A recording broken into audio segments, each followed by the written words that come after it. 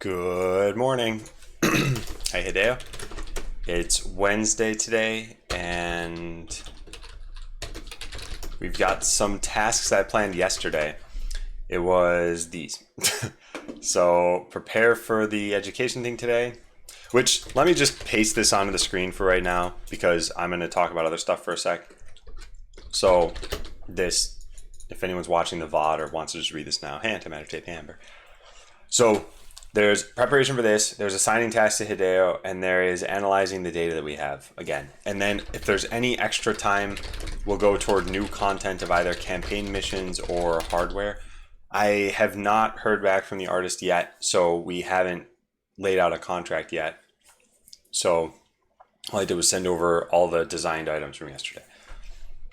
So we'll see where that goes. By the way, regardless of whether we have art, we can still make the hardware. And then once we get art, we just kind of plop it in. So that shouldn't be too bad. But I don't know if that's going to start today. But there's other things we have to do first anyway. Libraries may also be a good place to do that type of thing. Okay. I don't know if you're, well, anyway, yeah. Have a nice stretch. Could also plan the new missions like yesterday for hardware. Yeah, that's true too. I could write that down. Could just plan new missions like we did yesterday. Stats may change things a bit after we've deployed next week. Yeah. Oh, gotcha. Okay, yes, that is true. Yeah, our local library has things like that too. I thought we were saying is to actually like get the people, but that's to meet everybody. That would work. All right, take care. Enjoy your stretch. So Adam is going to wrap things up for the week, assign tasks to Hideo, and what was the other thing I said? Oh yeah, look through analytics and potentially plan/implement some of the new content. After the stream today, yeah, Adam is I wouldn't say like giving a talk, is going to present Botland to a classroom of students and 2 teachers to see how it could work in the education space. This will be about 60 to 90 minutes. Hey Sullivan, hey Carson, hey Smurf. Will I do a recap of the event on Discord or wait until next week? I will almost certainly put something in Discord today. In fact, let me write that down. One task for today. Actually, I guess there are 2 tasks for today after the stream. One is try dynamic links again, and then potentially unblock Hideo. And 2 is tell Discord about the education thing. So the dynamic links team, by the way, got back to me, Hideo, and their email, I'm pretty sure just said like wait up to another 24 hours. So I haven't responded to it yet or anything, but there might have been something more. I was just looking at the notification.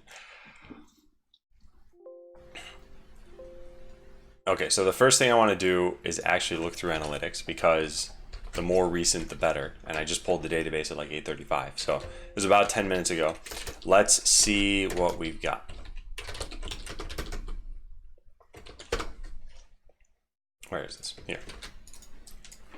And it's been a while since I've looked at this data. Oh, wait, one more thing. Yeah, there's a lot of things to do.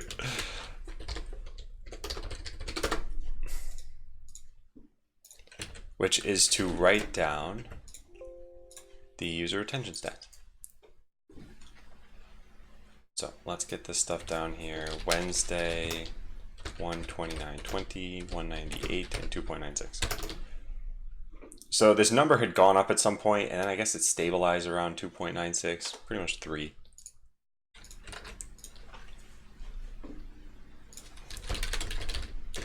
I'm going to make sure that I properly wiped the database. Yes. Okay, cool. So then we can run the analysis tool.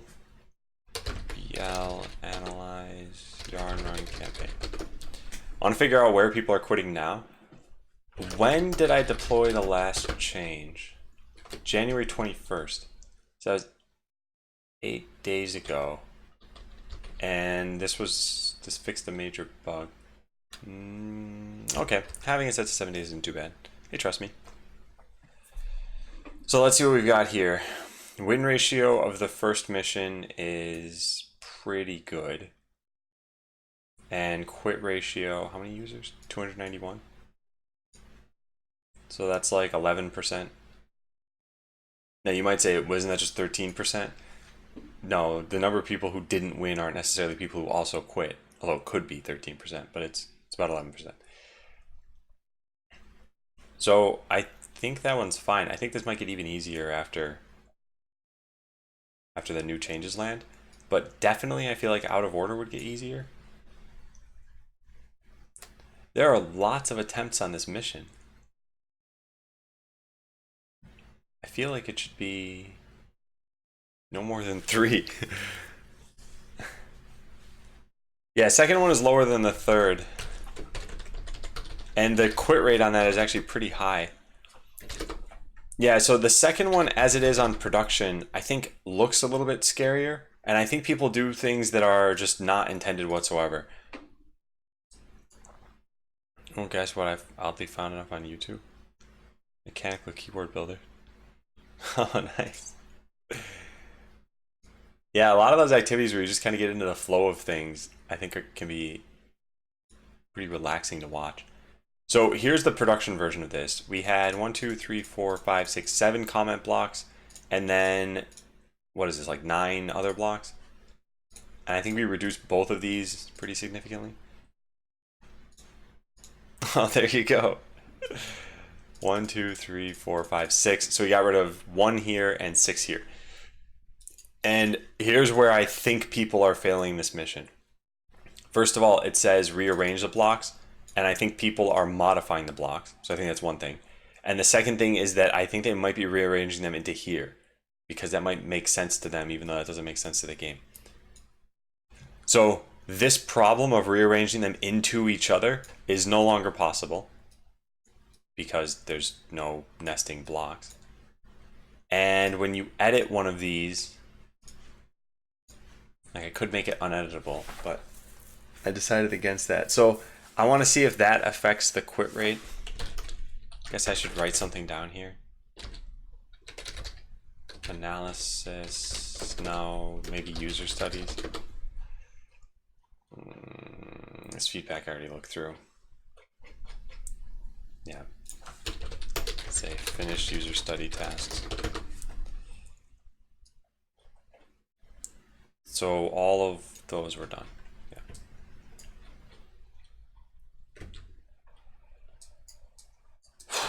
Okay. So analyze new statistics. Something relaxed about the process. Yeah, the thing I feel here is that what I'm doing is not mechanical. And I know that despite the word mechanical as in building keyboards, it's not entirely mechanical there too. You probably have some thinking you need to do. But there were things that I saw, like there was this thing on Reddit this morning where someone took like 100 Rubik's Cubes and made a picture out of them. That is almost entirely mechanical. You're looking at a color that you need, you're getting that color, you probably have memorized how to manipulate Rubik's Cubes at that point.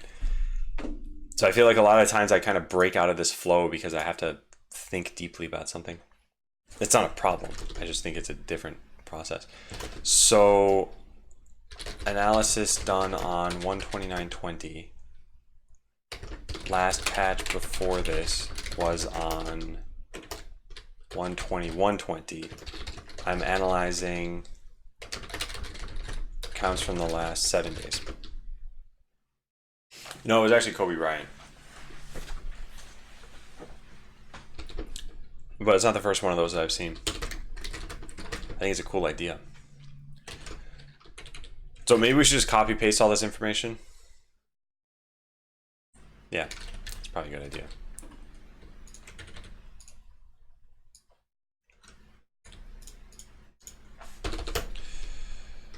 So thoughts.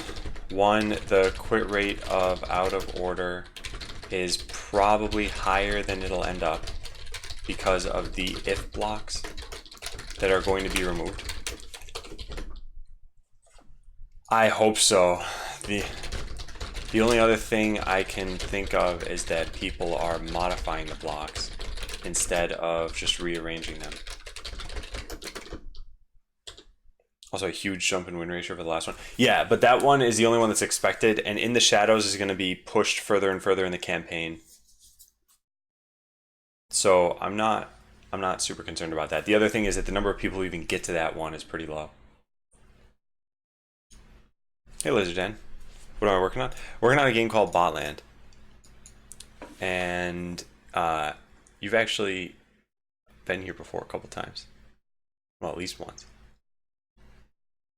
Although actually the first time I think was purely to ask a question. Yeah. Well, welcome back, Lizard Den. Hopefully you don't just have a question this time too. Plan on introducing the new ones before. Yeah, I'd like to do that. Anyway, if you're curious about more of this, Lizard Den, I do have a new command here. I remembered your name. I didn't remember anything about what you talked about before. But then I have a way of looking at your chat history. And yeah, you asked a question about C++, I think.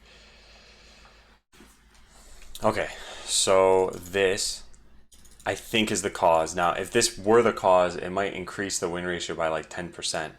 But maybe the... Yeah, actually, that's not the only other thing I think of. The other major thing I can think of is people modifying the blocks. Finally, the last thing is that maybe people aren't learning the core concept of terminators. I may need to split this up for them. The thing is, there's so many ways that you can have someone come to the right conclusion without learning anything. So let's say literally all I had was like this. And I said, okay, you got to figure out the order. Well, the first order doesn't work, and there's only one other choice. So you'd get it because you just rearrange them, and you wouldn't put any thought into it. So when you have 3 things, that makes it so that there are 6 options. And people aren't probably going to want to try every one of the 6 options and even necessarily remember what they've done. So at that point, it's better to just think about it. But I don't think people are thinking about it. Maxo, welcome back. Thank you for the 33 months. So I might need to revamp that mission entirely. I'm not sure. Now, magnetic shutdown, maybe this is the same general thing. Every mission looks slightly different from what it looks like right now in production, but I can't deploy this yet. So right now it just looks like this, and all you're supposed to do is change this from lasers to missiles or melee. Hey Windy, thank you for the raid. I will type this for my own viewers, the Windy command. I will type this for Windy's viewers, the new command. So if you're new here, if you've never seen Botland before, it's a free-to-play strategy game. What? I typed Botland and it went to Bobo Talent. It's a free-to-play strategy game, and what we're working on today is kind of just some wrap-up tasks, because today I have something interesting going on. It says in the Today command or in the Wednesday command. I shouldn't say this Wednesday. I should just edit this. So right now what we're doing is analyzing data that I've collected over the last like 8 days. Well, I hope the stream went well, Wendy. Thanks again for the raid. Today, I'll essentially be teaching in a classroom. Yep. There we go. Did things. It's going well for me. Like I said, I'm excited about that Wednesday command I just typed in chat. Botland and education. We're going to see if that has any promise whatsoever. And then we're just analyzing where are people quitting in the game right now. And so I have every mission laid out in front of me from people who played in the last 7 days. And there were 291 unique attempts across these missions, or unique players to even try these. And so we can see each mission laid out here, and then the number of people who quit over here. Hey, Apollo. Hey, Pakura.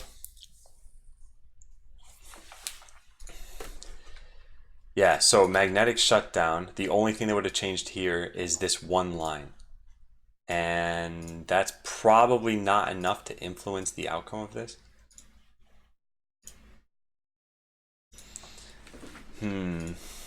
Did I make any changes since then besides that? I no, I didn't know. I think that was it. And I've already made the mission easier. I wonder if we could make it any easier than even this. I gotta figure something out. Yeah. People are still trying way more times than I'd expect. The win ratio is roughly what I want out of the campaign. But could I raise it with any clever tweaks? Playing with scissors? And the answer is I have no idea right now. So we'll have to come back to that one. Welcome to Omega Corp. At this point, we've cut down to so few users that it's harder to analyze these statistics. Because when you have 27 people and 30% of them are stopping, not necessarily a huge problem, I guess. Or, yeah, it doesn't necessarily indicate that. Although I do think this is a bit of an issue. But this is the more telling issue, which is that 15 people quit from that mission of the 27.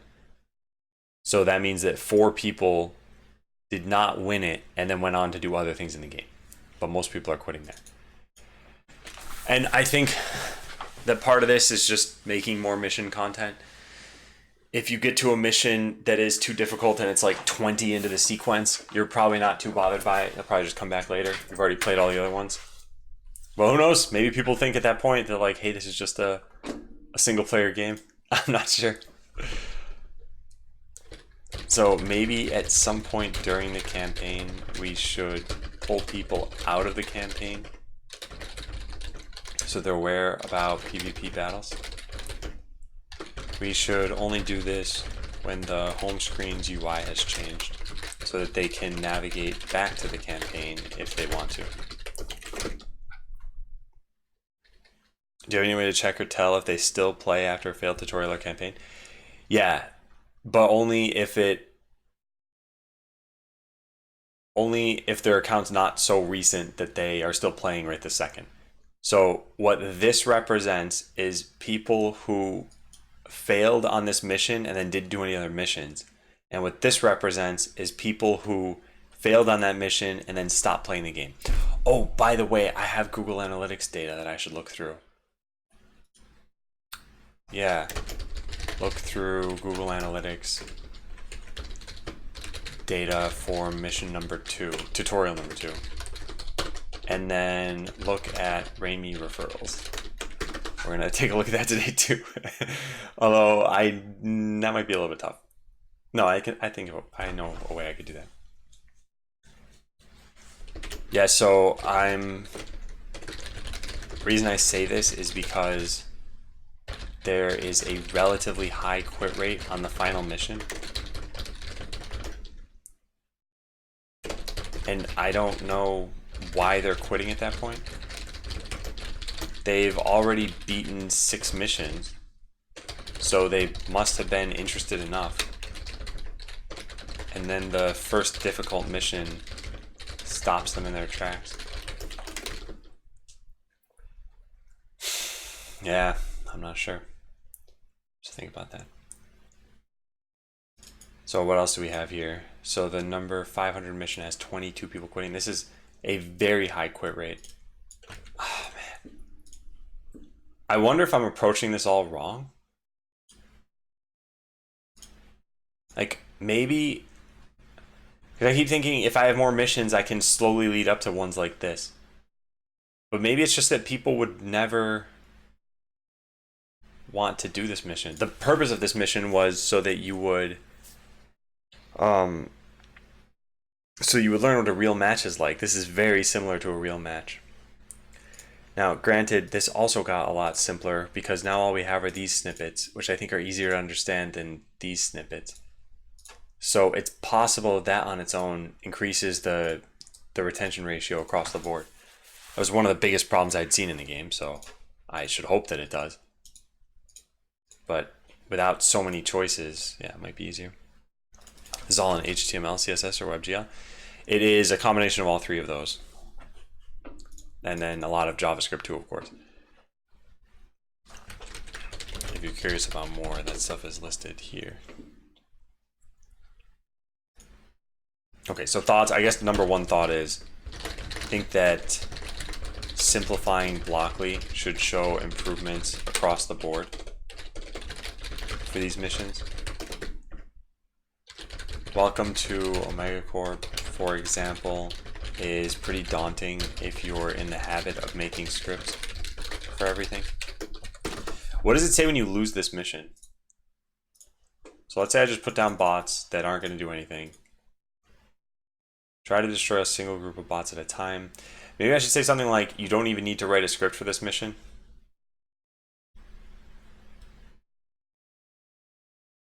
Yeah. Maybe I'll say that. For welcome to Omega Corp, if we detect that they haven't... Do you start with a script? No, you don't. You don't even start with the blueprint. If we detect that they haven't written a single script, or we detect that they have written a script. They have written the script. We may want to tell them that they can just delete it and work with the default AI. I don't know if we'll need to do this. I'll actually write that down. I don't know if we need to do this because Blockly will be simpler by the time I look at the stats again. All right, what else? So 508, I need a doctor. This mission's getting way too easy in the upcoming changes. Same thing with a bag of chips, just gonna be way too easy. And this one's still gonna be tough. I don't really want to do anything different there, as far as I know. Unless maybe what we do is when you lose, maybe we say something different, like this is a tough mission intentionally. Yeah. Before adding more content, we may want to say for the last mission that it's intentionally difficult and that you could battle another player.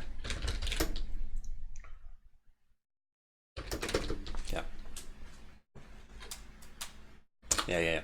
Because, like I said earlier, if you had, let's say there were 50 missions, and the 50th mission you couldn't beat, you'd probably be like, well, it makes sense, because I went through 49 other ones, so chances are this is getting more and more difficult. I know this happens with a lot of single-player games, and at that point, you're probably invested if you've done 49 of these things. But we don't have 50 of them. We have 7, and things have been changing so rapidly that it's been hard to add new ones. But I think that's going to change as of this coming week when I deploy all the work that I've been doing on simplifying Blockly. Now, for those of you who did not see this, I will make this very fast. The simplification of Blockly comes in these snippets. So almost every snippet was 3 blocks, and now almost every snippet has been cut down to 1 block. So something like just try firing missiles, and you can pick the parameters here. So easier to understand, easier to move around. Here's CyberDev. This is a known bug after expanding a collapsed block. No, that's not a known bug. So if you don't mind filing that. And then after filing it, do you mind, like, does dragging the blocks fix it? Is there an error in the console? Or maybe before filing it, I guess you already have the screenshot. But thank you for asking.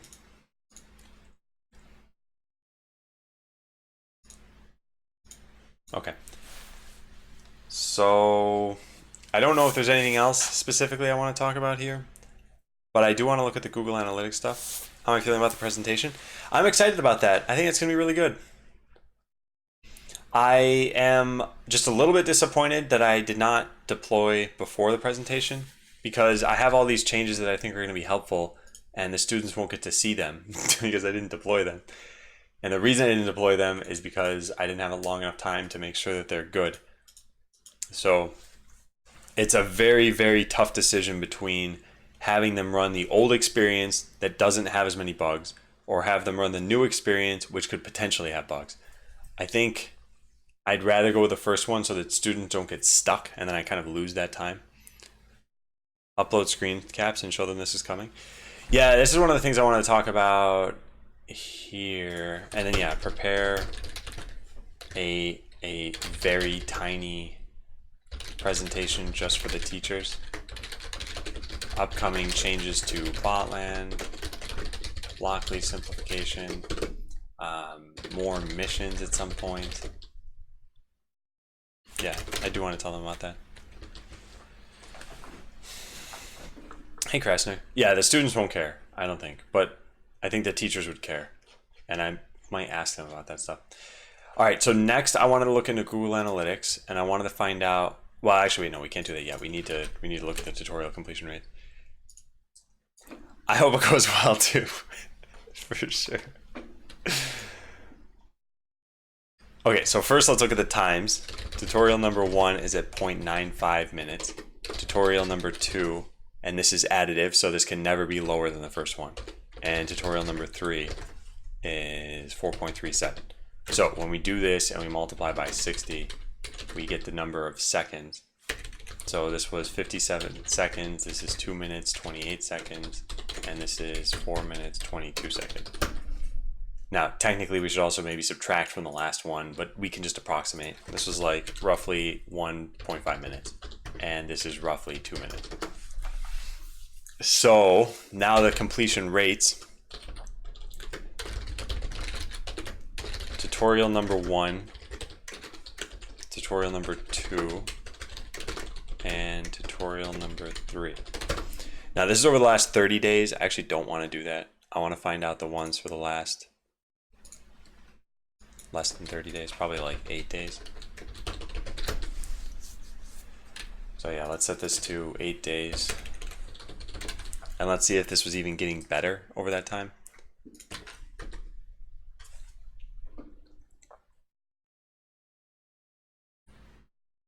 The only way to fix it is by reselecting every dropdown and every broken block. This only happens with pre-collapsed blocks. Oh, I see what you're saying. This is the mission where these are collapsed by default, and all you did was uncollapse them. Got it. Okay, yeah. Make sure you include that in the bug if you haven't already. I don't know if you filed the bug, because if you have filed the bug and you didn't include that, let me know and I can go include that. Where did my database command go? I closed it, didn't I? I think I closed it. Yep, I did. Okay, well, open it again. Copy this down. So completion rate is actually lower. Last 8 days. This is 75%. This is 46%. Oh, I wonder what's causing this to happen. This is 38%. That one didn't change too much. Now, granted, how many people would that be? 1,161 accounts. Hey, Nui.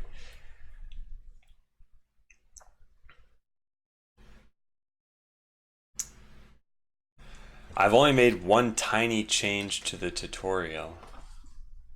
The first one, at least. And the first one is select your bot and then put them in the arena and then hit the go button. And then once this bar fills up till the end, that's when it marks you as having completed it. So 25% of new players are not getting through this.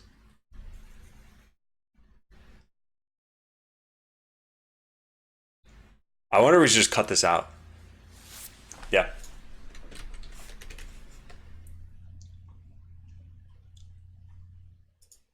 Yep, I wonder if we should do that. Because it's taking players about a minute, and what if we just dive immediately into the scripting stuff, and we say like, hey, this is botland, you gotta destroy the CPU. By the way, you don't control your bots. You don't need to see that you don't control your bots. I thought of starting with a battle, I thought that would be the best, but maybe just starting with the scripting right up front. Maybe that's what's best. Oh, we can try it. Then there would only be 2 tutorials. That would probably make things easier. Okay, I'm happy with that idea. Yeah. Maybe we'll do that today, actually. It's a known issue only in Firefox, not fixed since last November. Wow. Hideo, do you mind adding that, what you just said, to the bug? The it's a known issue in Firefox thing? So user studies, I guess just get rid of the first tutorial. Lump it into the second one. And the reason why is because this. we have 25% of users just immediately, well, not immediately, but we have 25% of the users leave the game before completing the first one.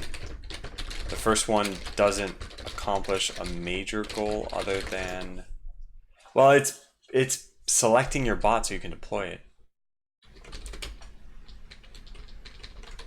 Only really teaches you about selecting your bot and starting the game, which hopefully we can combine, like merge with the second one.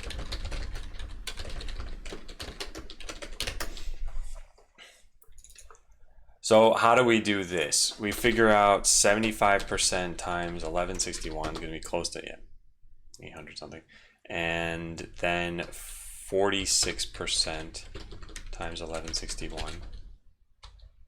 So we have 534 and like 871. So now what's 534 divided by 871? So of the people who make it here, 61% move on. So of the people who got through the first tutorial, the completion rate is a little bit higher. And then, of course, the completion rate once you get through the second one is actually pretty high. I mean, losing only 8% of your players. What does that work? There's probably an easier way to do this, by the way. Can I just do 46 divided by 75? Yes. So then I can just do 38 divided by 46. So of the people who make it here, 83% finish it. Yeah, so I don't really think the 83% is a problem. I think these ones might be.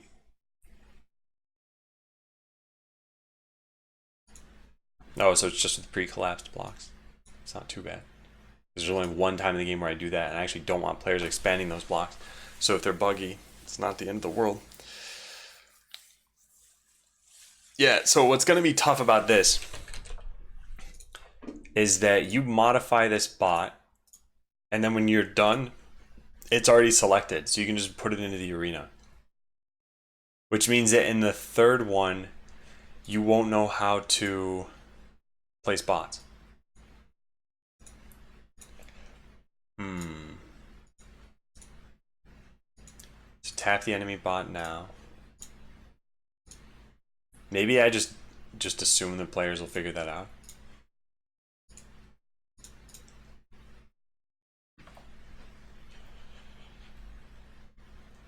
Yeah, that might actually be fine.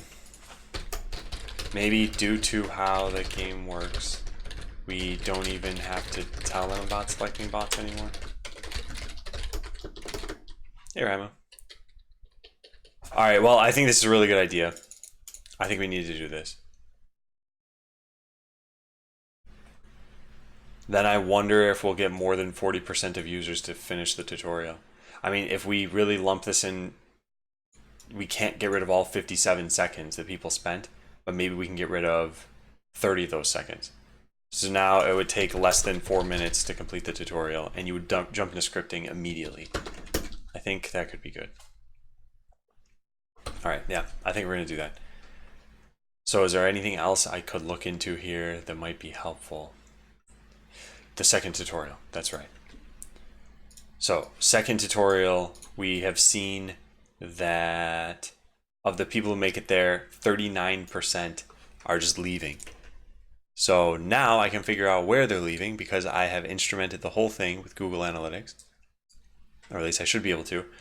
Now don't forget, everybody blocks Google Analytics. So of the 39% people who left, I probably won't be able to get all of that information. So first of all, I've never done this before, so I don't know what I'm doing. So I'm gonna just go and figure out where do we even see this stuff? Behavior flow. I'm doing this off screen because I'm not sure what shows up yet, but once I figure it out, I can show you guys. I don't know. Oh, events, maybe here. Hey, Des. And thank you, Playing with Scissors. Okay, event overview, scripting tutorial. Here it is. So every single thing in V3 scripting should have a scripting tutorial at the beginning, right? Yes. Okay, good. So that's everything. So I can see that there were 2394 events. I don't know how to drill into this.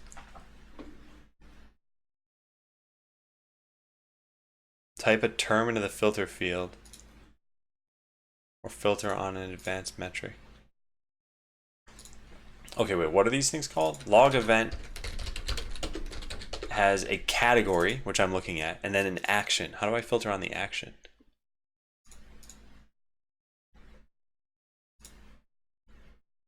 I don't know how to use that.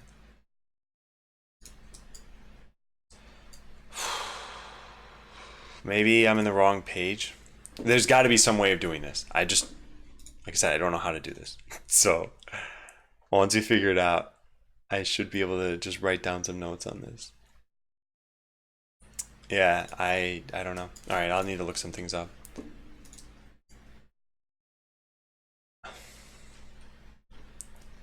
Yeah, because all I'm getting is this chart, which I can show you guys, but it doesn't really communicate anything to me.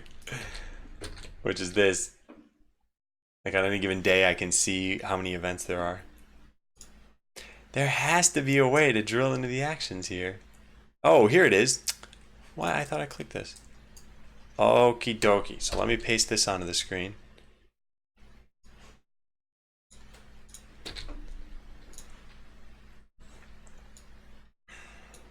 So what is this percentage here?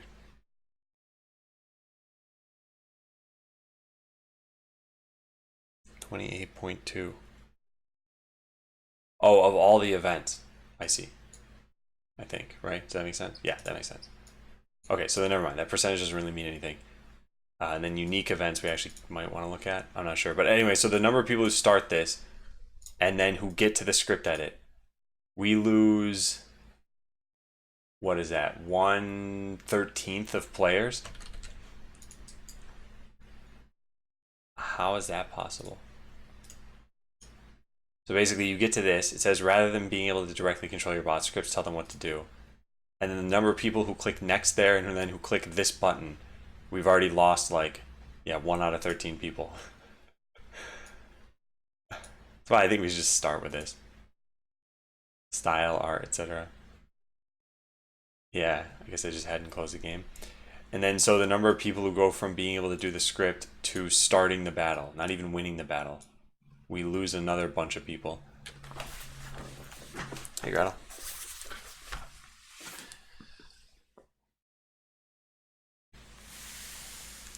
Yeah. Now, surprisingly, a bunch of people are losing this? How is it even possible? You open this up and it says, put reflect in,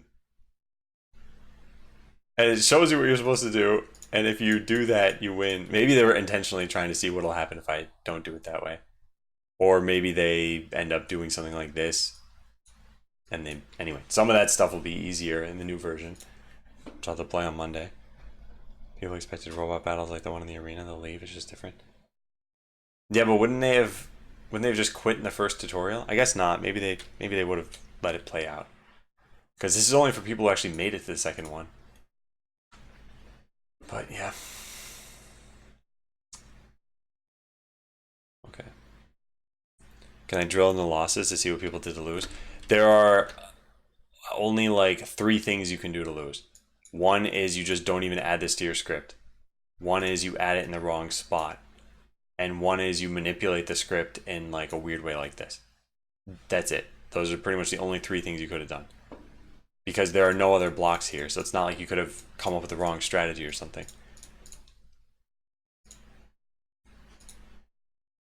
And you can't delete the script. Yeah, you can't delete your blueprint. Yeah.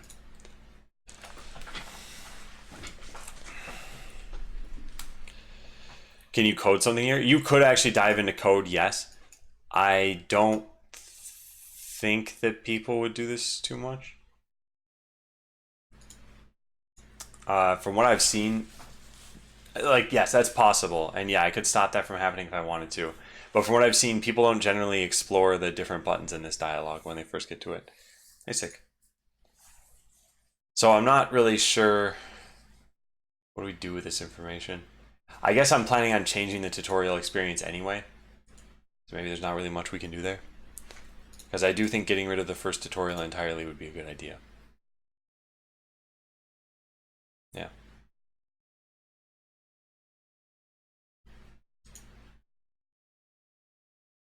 Now, one other thing I wonder about, once we don't have the first tutorial, we may want to expand the battle a little bit for the second one.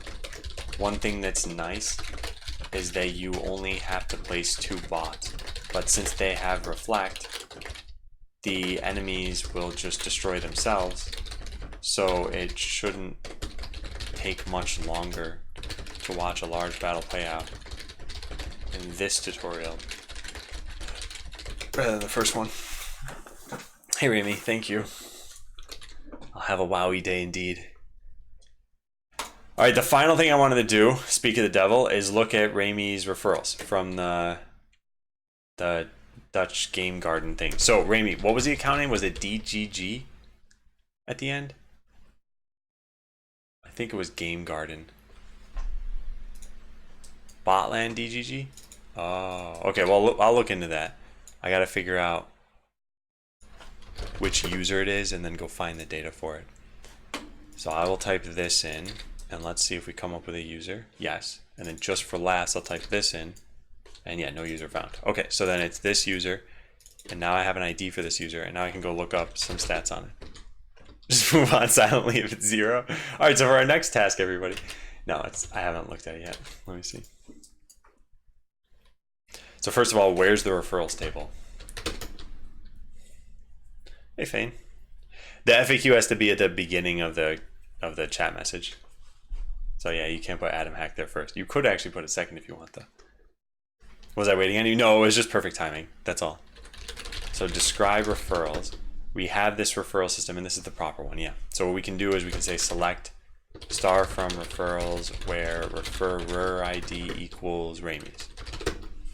So I'm gonna go plug this in. Remy's is not 1, 2, 3, 4. It's not that he probably cares if I even share this. So there was one referral here. Yeah. Let me see if this person continued to play the game. Let's go find out.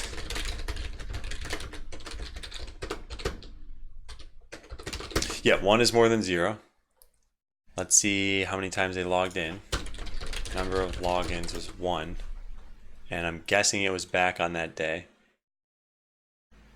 Last login day was, yeah, January 8th, 2020. That probably was that day. So how much did they play?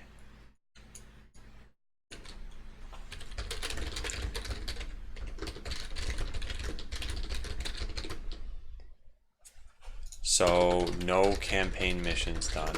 Did they start any matches?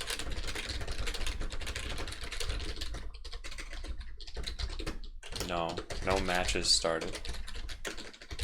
Did they finish the tutorial? No, no tutorial missions. That's weird.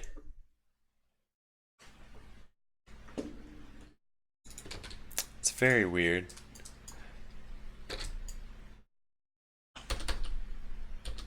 Yeah, and my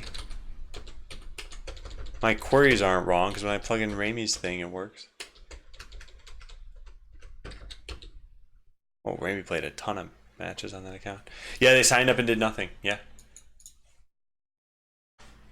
Yeah, they literally just didn't even play the game. Yeah, at least they referred. Yeah, so technically 0, I guess. Yeah, not that weird for an event. Yeah, and then maybe they went on to play on a different account, you know? Maybe they signed up as a guest account and then they later went home and they signed up as another guest account, but then they forgot to do the referral thing. Yeah, it was an account. So Remy was the referrer for all of these things. Anyway, that's fine. It's hard to track this stuff because we had such an obtuse way of measuring referrals. So for those who didn't see this, this is what you have to do right now to refer someone to the game or mark that you've been referred, which is in the first 24 hours that you have an account, you fill out your referrer name at the bottom here. Now, a lot of people have been asking, well, why don't you have a link like, you know, bot.land/ whatever, referral equals Adam13531 or something. Yeah, we're working on that. We didn't have that at the time though, and we couldn't like hold off on the event, so we did it anyway. Using the referred user ID and not the ID of the referral itself. Sounds weird, they literally didn't do anything. Yeah, I'm using the referred ID. Yeah, because when I type in the referrer, which was Rami, a bunch of stuff shows up. Yeah. No, that makes sense. It definitely makes sense. It's a good question, Sick. It's a great question. I've got the perfect answer for you. It is Google right arrow eligiggle. So we started this. I don't know if I told you guys. Hideo and I met the other day. It was Monday, and our goal was to set up something called dynamic links.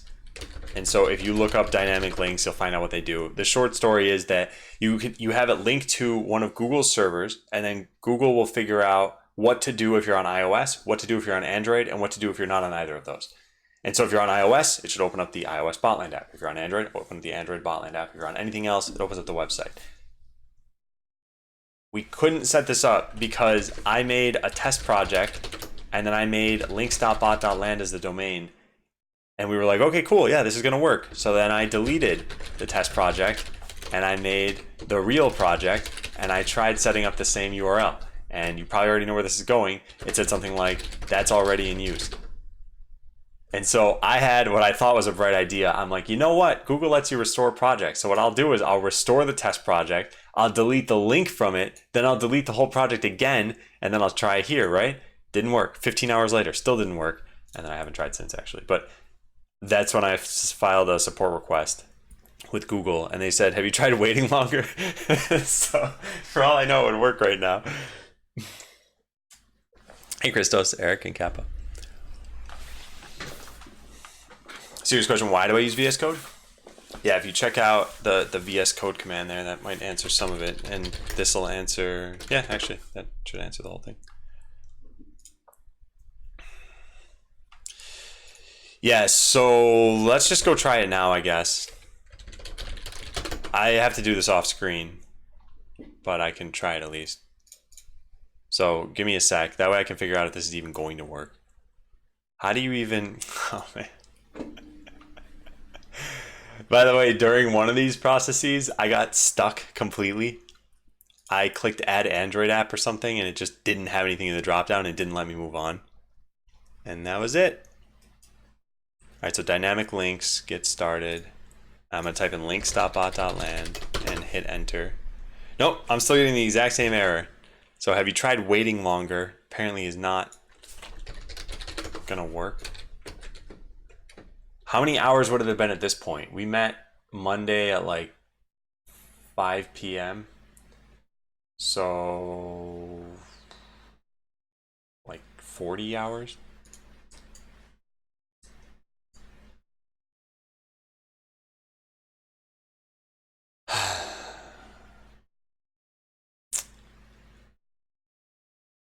I'm gonna just have to contact Google again, I guess. Well, whatever.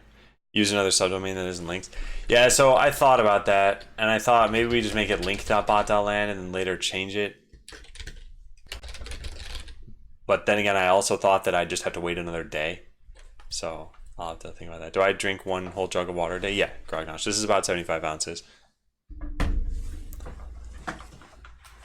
Go.bot.land. That's not too bad. Hey, Daimon. So one of the things we were thinking about is that whatever we end up using for this, it needs to have something after it. So for example, links.bot.land, it has to have something like referral, has to have something like watch a replay, or maybe there'll be like user profiles or something like that. So that's why the first part is not referrals.bot.land, because you need to have something after it, and because we'll probably reuse this for multiple things.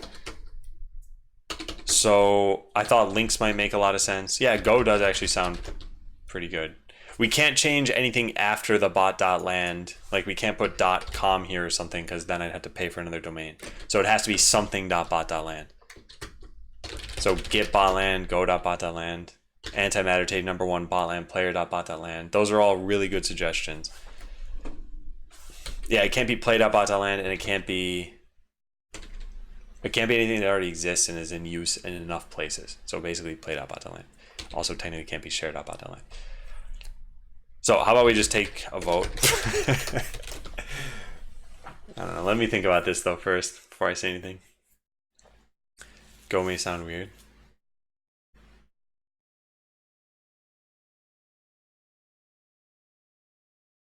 Lands.bot.land. Why don't we just put a bunch of other ones in front of it? The links would certainly stand out. I don't want info.bot.land. I still think I like links the best. CloudHawk. .bot.land. Yeah, get botland isn't too bad either, actually, though. But so let's see what it would look like. Referrals. I still think I like links.bot.land. Yeah, a palindrome.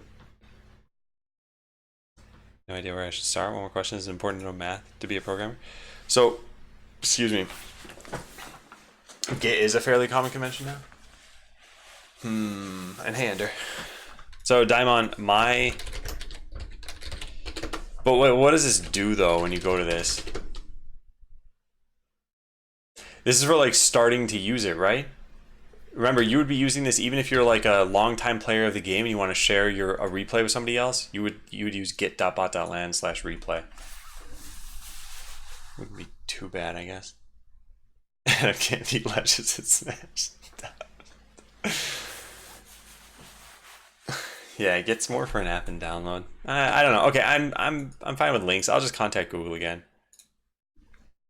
No, it's not for sharing replays primarily. It's for all of these features. So referrals, replays, and user profiles. Community. The only problem with community is I think it's a little bit too long. And then if you shorten it to com.bot.land, I don't think it works anymore. Anyway, Daimon, that PDF only answers the first part of your question. The second part of your question of, is it important to know math to be a programmer? The kind of math you need to be just a good programmer is not the kind of math people associate with difficult math. So programming is almost entirely based in logic and math. But when you think of things like calculus and geometry and algebra and whatever else, algebra probably actually would be pretty important. But these things aren't necessary for just general programming. They're only necessary for specific programming. So if you're going to make a MATLAB, yeah, you need to know calculus. You can't avoid that. But if you're going to make MS Paint, you don't need to know calculus. So hopefully that makes sense. The domain can influence what you need to know. It's like if you were making an application for doctors, you might need to know something about medicine too. But I would not say you need to know anything about medicine to be a programmer.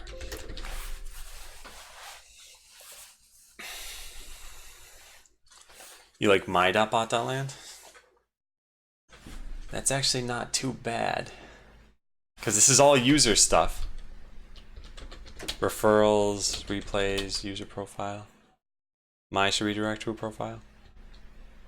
My.bot.land/profile. Yeah. The botland. Do you need a subdomain? Yeah. It needs to be something. Hey, Lithium. All right, I think I'll stick with links. I'll just contact Google later. I wrote this down. So it's not try dynamic links again. It's contact Google again. And tell them I tried at 9:30 a.m. Hour.bot.land. How about kappa.mangoes.bot.land? I hate Turbo Dave. Okay, so I am happy with this stuff. We could also make, I think, a brand new domain. So I think someone already owns Boatland, which means that idea is down the drain. We can't do anything then, because that's the only other domain we would use here. I wouldn't actually seriously use that, but I would register it as a joke. So look through analytics again. I think we've done everything here. Oh no, there's one more thing I want to look at. Could scare people. If you're talking about the Boatland thing, I'm not actually too serious about that. So there was the retention command as well. Now I think all of these numbers have dropped.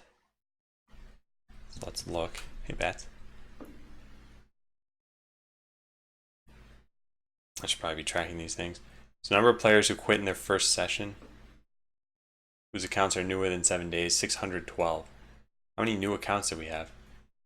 7 days. The phone's ringing. Select count from users. Is this production? Yeah, this is production. So select count from users where creation date is greater than now minus interval 7 day. 1,025. So 1,025 new users and 612 quit during their first session. So 40% quit in under 70 seconds. Yeah. So what I'm gonna do, I'm gonna change the first tutorial. I'm gonna just delete it. I don't know if it's brutal actually. Remember, this is a free-to-play game that's probably being discovered by a lot of people who come into the stream and they're like, what's this guy doing? And they go to play.bot.land and they click, well, I'm already logged in, but they click sign up as a guest and they're like, okay, now I know what this guy's doing, and then they leave.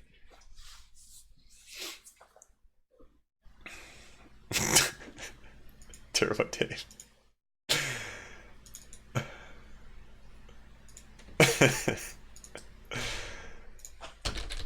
Hey Jan, you just played it for the first time? I don't think it's bad for players who stay. I think it's bad because a ton of players leave. So it probably needs to go. Yeah, could be removed at the same time. Yep, exactly. That's what I'm thinking. So we'd probably do that today. You're one of the quitters. Do you mind explaining why you quit, Grognosh? Because you're totally fine to share whatever the reason is. I'm not going to feel bad about this. Also, Desma, I didn't see your suggestion, Bobland. I don't have that domain, but that's pretty funny.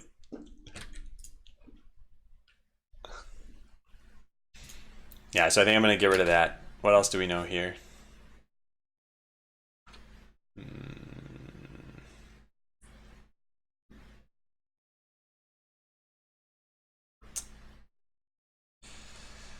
Nothing else too much, I guess. Yeah. Visual coding is your favorite, so you didn't play more?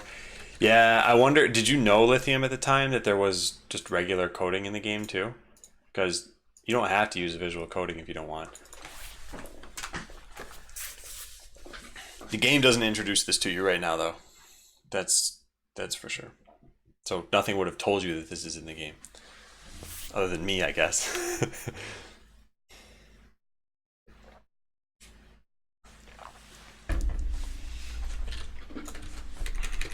Okay, look through analytics. I feel like we're done with that. I mean, I knew, I just have an incentive to go that route as well. When you say incentive, what do you mean? I mean, for you, like, what would have been an incentive for that? Like, if the game gave you money, or if the game, like, told you to do it? Or if there were puzzles around that, or what exactly? You think the first tutorial needs to be a lot slower and a lot longer? So my data would show that this is, neither one of these is going to help. The slower part or the longer part. And this is from what I've done. Remember, we're on like revision number 5 of the tutorial. And we all know that the magic number is 7. So if I just do 2 more revisions, and we're going to do 1 more, I'm very close to that magic number. And once you hit 7, your game is perfect. So we just need to figure out one last thing to do, and then we're there. It'll be perfect. Okay, we're gonna assign some tasks here and then do some of the prep, and then we're going to gut the first tutorial. Do this in the, what branch should we do this in? Do this in a new branch? In a branch off of the Blockly simplification. Yeah.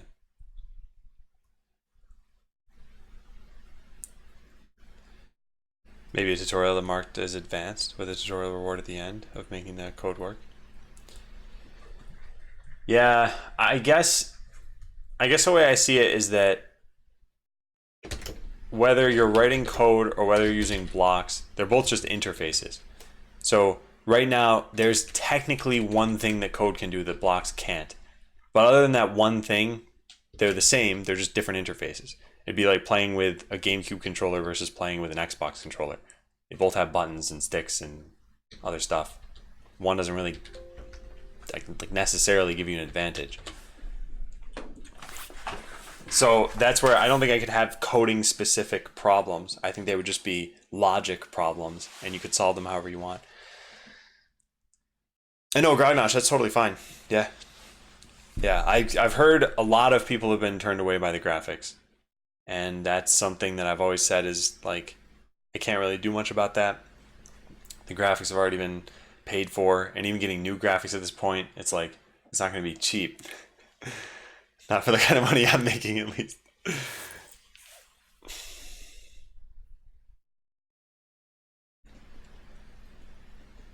Yeah, asking if you've coded before or something. Yeah, I think just gutting the first thing, I think this is going to be a step in the right direction. You know, I kept looking at how can I trim the fat. But yeah, removing entire parts of the tutorial would trim the fat. So let's go to assign task to Hideo. I haven't done this in a while, and I really, really need to do this. So we're going to go start this. The description is incorrect on November 1st. Which description? Oh, the Batland one? Are we still talking about that?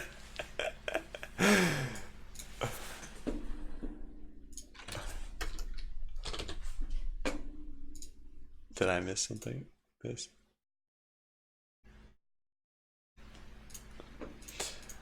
Wait, what? I guess it depends on how you measure days. Oh well. Okay, in-game documentation. So make it resume where you left off. Have in-game documentation show search results even after closing. Well, if you measure days in terms of 24 hours from now, or in terms of like Monday at 12:01 a.m. to Tuesday at 11:59 p.m., is this still one day apart? A lot of people would say yes, like it's Monday to Tuesday, right?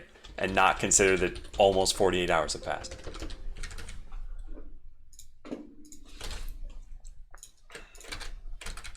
Okay, so the scenario I saw was like this. That's not tabbed incorrectly. And I guess as long as we're changing these, we'll format it for GitHub. Whoops. Force of habit. Okay, so scenario I saw was like this. User is in botland script. User wants to call find entity. Types find entity. User copies the first argument in the code. User wants to see the second argument, so they type that again. Yep.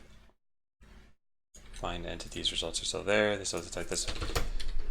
So Hideo, is this clear from just this description, or do you want me to write more? Because basically what I'm saying is players will want to go back to where they were in the search results. I actually saw someone doing this on stream. They were like, oh, okay, is owned by me is the first argument. So they hit copy and they paste that in, and then they go back to the documentation and they're like, oh, that's all gone. Yeah, persisting the search query, but also the scroll bar location. So note that in addition to persisting the search query, we probably also want to persist the scroll bar location. Hey, Bellicky. Yeah, okay, got it. Yep. Okay, so submit new issue. So that one's done. Now revive this task. Wait. I already submitted this. Yeah, sure, I can wait. Show slot load at the bottom. Change battle log page. Record video.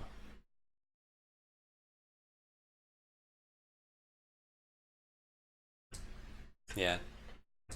Do these next. Yeah, it's already written in stone. It's too late. What's that? A waiting triage thing? Oh, I didn't know you could do this from here. Whoa, neat. Thanks for even pointing that out, because I didn't know what that was either. So normally you have to click add cards over in this project view and put them into someone's projects. And so I put them in Hideo's to do, but I always had to go to a new page to do that. Neato. Should it focus what the user typed? But what happens if you type something, change page, scroll, we restore the query, right? Oh, I see what you're saying. So find entity. Wait, you can't really change page when you do that though, right? Yeah, no, I think we should just restore what they typed and where they've scrolled to.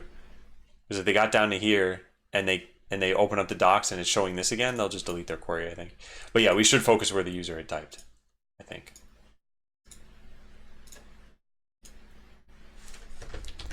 Should, when restoring the in-game documentation, we should probably highlight all of the query. We should probably select the text of their query so that they can quickly delete it if they want. No scroll bar location, we refocus the query results and that's it. I am not sure if we mean the same thing. So I guess what I'm saying is you type find entity and you scroll down to whatever you need and you're like, oh, this is the one that I want. So when you close this and reopen it, you're looking at exactly this again. So scroll bar is saved. Yeah. It'd be cool if you added fog of war visually and added obstacles that block line of sight and obstruct weapon. Yeah, slow tree, I've always been against that stuff. And I think that's talked about over here. Both fog of war. I mean, you mentioned visual. I don't know what visual fog of war is because fog of war to me is a functional thing. And then terrain is also mentioned in here. I don't like either idea. And I write down why in here. And Cheyenne, this school marketing thing, I wouldn't really say it worked out. This was all set up through real life contacts that I already had. So, oh, you were thinking of links. Oh, like you click something like this. But that already deletes the query, so I think that's fine.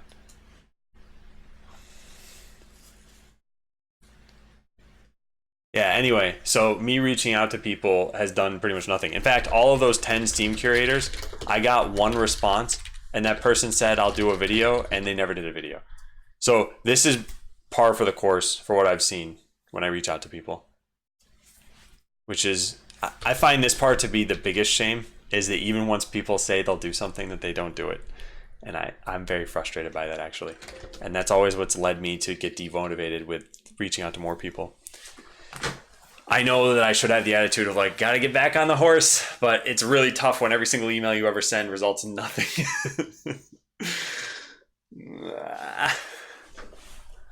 Anyway, let me read through a couple of these other things. My take on the tutorial is it feels overwhelming. You teach them once and expect them to cement what's going on. It lacks clarity in visuals and narrative. Game lacks a hook. Why are we fighting? How can we improve? What's at stake? This game is about losing more than winning. You need to teach them to lose and what to do if they lose. Yeah, Kappa, I think in general I agree with all this stuff. I think what's tough is that everything I've tried has had its own ups and downs. So for example, like the hook comes in through the campaign and even then it's just through text. And even then people don't read the text at that point. So it's like I could have the greatest storyline in the world and I think most people would be skipping it anyway. And maybe that's because of what happens leading up to it. But the part about teaching them how to do things once they've lost, I think that starts to happen in the campaign, but I generally think that if people lose too much, that it is frustrating even if that's the point of the game. There's actually, oh man, there was a game that did this, and they talked about this. There was a game where you had to die in the game, and it was a platformer around purposely dying. So like there'd be a pit of spikes, and you would move your character into it, and then the body would get stuck there, and then you'd be able to jump over it the next time, now that the first body was there. And they said that that felt bad to players, knowing that they were purposely dying. So I think any game that involves losing and then getting better from it just feels bad. And so we need to phrase this as like, think ahead of time so that you can win. And that's where I say like there are pros and cons. Because yeah, I think it'd be great if people were in that mentality, it would work out really well. But I think getting them in that mentality is very tough. Sorry, I'm behind on chat for right now. Has the UI changed to make the new blueprint and use pre-made blueprint ones different? I found the programmer functionality. No, I don't think they've changed. You might have been on the mobile one first, and now you're on the desktop, or vice versa. And Cylinder, yeah, I'm working on a game called Botland. Because never read texting games. Well, yeah, I tend to not care about the storyline in games as well. I played, I guess, for the first like 10 to 15 years of gaming, I didn't care about pretty much a single one of the storylines. Now, granted, I knew what some of them were because it's almost impossible to avoid. Like in Mario, you have to rescue the princess. I don't know how you could play that game and not know that. Same thing with Zelda, the exact same storyline. But yeah, other games I was like no clue. Final Fantasy VII, I had no understanding of that game and still thought it was very fun. So I know there are some players like that too, but then there are also players, probably more so on the other side of things, where they do want a story. Modal pop-ups made it very easy to cancel that dialogue and miss it. But yeah, this is something I wanted to have the game point more at how to do things. And I think that still probably needs to be done. I guess I'll write that down again. Thoughts. It's still going to be best to have the game tell you something through any way other than a modal dialogue, that you don't miss out on the information.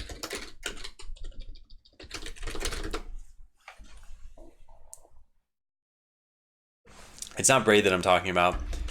It was some game that they sold like 100,000 copies on Steam, but it wasn't enough for them to... I think I know how I could find this. I think it's in the marketing doc.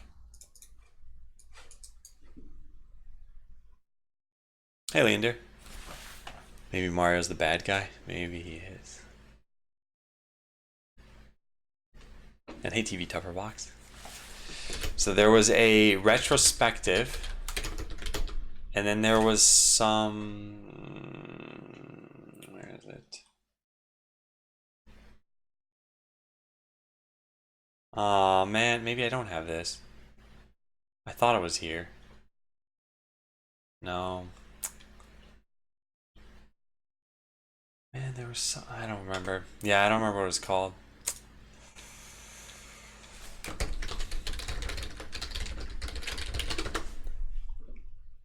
Let me see if I can find it really fast. No, I don't remember. All I remember is, like I said, there were spikes and there were all these sorts of obstacles and like electricity and stuff, and your character would get frozen or impaled or something, and then you would be able to use all your bodies would just like stick there where they died, and you'd be able to use that to advance the next time around. Oh, I agree, Kappa. I think part of what I'm trying to say is there are ways that other games get that hook across, and there are only so many ways you can do this. There's visual, there's audio, and there's text. I don't think there's any other medium yet. Eventually, there's going to be some like directly into your brain, but for now, it's just this, right? So, audio in my mind would be voice acting, most likely. I think that's a no-go, and visual is like buying more artwork. And I think that's probably a no-go at this point. So that kind of leaves us with text. Now, that doesn't mean that we need modal dialogues to do it, but I am not totally sure how much more we can revamp that. Life Goes On, that might be the game. Let me see. Yes, that is the game. That's it. Good job, Trix. Yeah. Yeah, so they did a retrospective. Let me see if I can find that too. It was interesting to read. How do we find this? Post-mortem. No, come on. Did some blog post about this. I don't know. Yeah, I don't know where it was. But yeah, they talked about how, at least I'm pretty sure they talked about how the game is centered around dying, and yet some players didn't like that idea. Infinite game in the first blueprint tutorial by leaving off figured out for me. Not clear what that block does.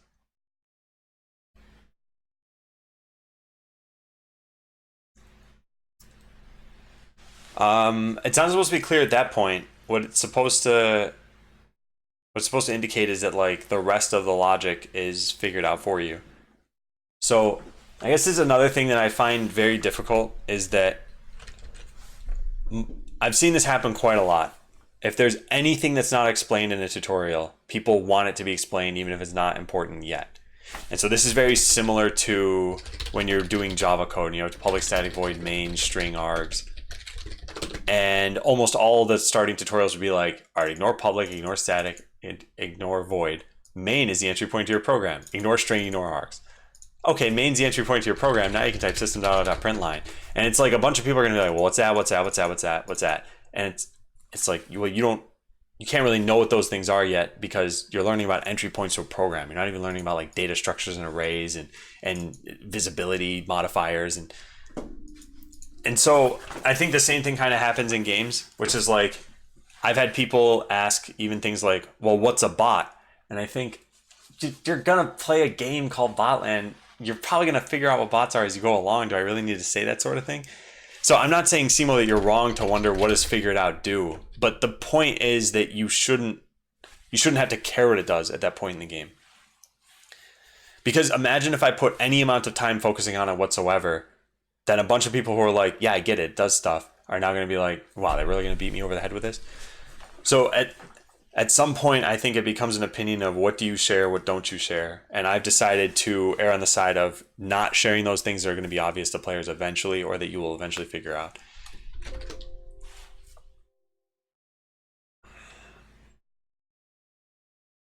Yeah. Anyway, Simo, this other input that you gave me is actually interesting because I don't know if I set a turn limit on this and I needed to have done that. Otherwise, we're going to run into a problem there. Max down turns. Did I ever set this? No, I don't think I did. Yeah, I will probably need to do that. Well, I'll write that when I say got the first tutorial. We're gonna write this down in user studies. And then change the second tutorial to have a maximum number of turns. That way you don't get stuck with no reflect. And you just have to watch the match play out forever. Or no, not with no reflect, with no figure it out. You just watch the match play out forever. Because all enemy bots are dead.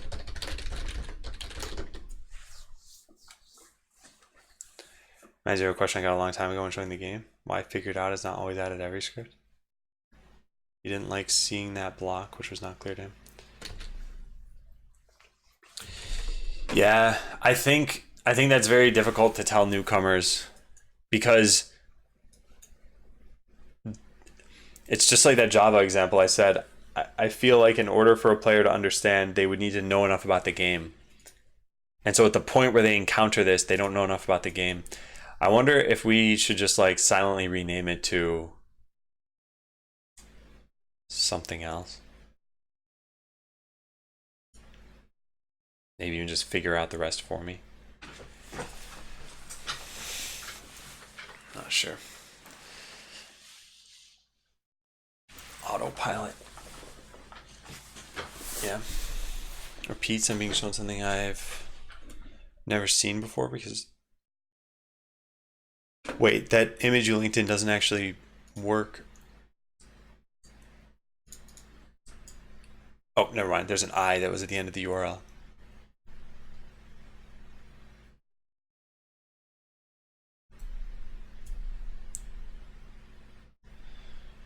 Repeat, so I'm being shown something I've never seen before because I have to do it. Okay, yeah. Okay, I can write down the text that says use the toolbox on the left to add reflect. It should say like this or something to indicate that the video is representing what they should do.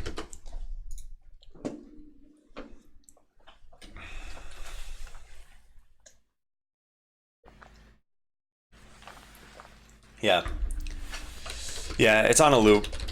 And maybe we should put more of a delay at the end of it, I wonder. Like freeze on the last frame for longer. And no problem, Simo, I just being a chat custodian over here. Okay, let's get back to assigning tasks. Yeah, so with all this said, I think that all of this stuff will at some point make it to the top of the priority list. Like, we have retention is the primary goal right now. And so retention is a bunch of things, right? I added campaign mode, and I removed rounds from the game, and then I like changed the tutorial and whatever else. And so there were minor things here like stop showing modal dialogues. At some point, once we've done all of these other things, this just keeps moving up the list until it's like, well, now it's staring us in the face, and hopefully we'll do that. And that's kind of what I'm hoping on, is that if I have not personally identified something as being a problem, that eventually I'll say, well, we're still having user retention issues, which means there's still a problem. So let's dive deeper into this and let's try to figure it out. And that's about all I can say. I don't know. This is what's tough, having so few resources to work on something. All right, let's keep going with adding tasks. Okay, so update this comment, go to a new issue. So on desktop, a slot loadout's at the bottom of the blueprint editor. Clicking any of those slots should bring you to editing your hardware. You need to test to make sure it doesn't break the tutorial or the campaign. It should be the case even when you're in the script editor. Yeah, so let's go take a picture.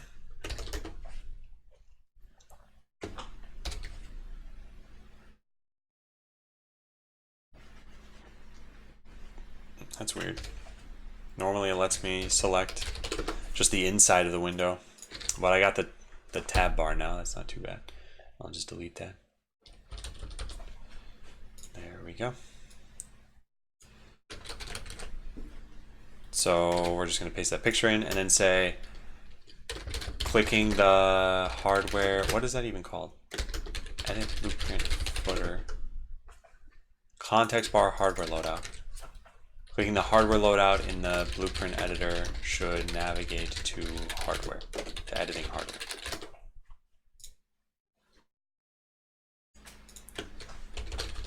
So the context bar hardware loadout at the bottom of this screen, well, I'll say is at the bottom of the screen on desktop. It has missiles and lasers in it. If the player clicks that, is there a help button if people get stuck at advanced levels? There sort of is, but I watched a bunch of people go through this. By the way, every time I say I watched a bunch of people, what I'm talking about is I've been doing user study videos for the last month now. So the way we would do this is we would get like 2 to 3 people to record a video of themselves playing, and so I'd actually get to see what are they thinking about as they're playing, what do they say, what are they clicking. And there was a help button that I forced people to click in the first mission so that they would know that it existed, and almost nobody clicked it after that. So that made me think any help that we need to give the user needs to show up automatically at some point that we determine that they need that help. Because they're not going to seek it out in most cases, they're just going to quit. So while there is still that help button, I just don't even point it out to people. If they happen to find it, then great. If they don't find it, then yeah, then there wouldn't be any point to showing it to them, I think, because they wouldn't click it anyway. So the player clicks that, then we should bring them to this screen. So click this and click this.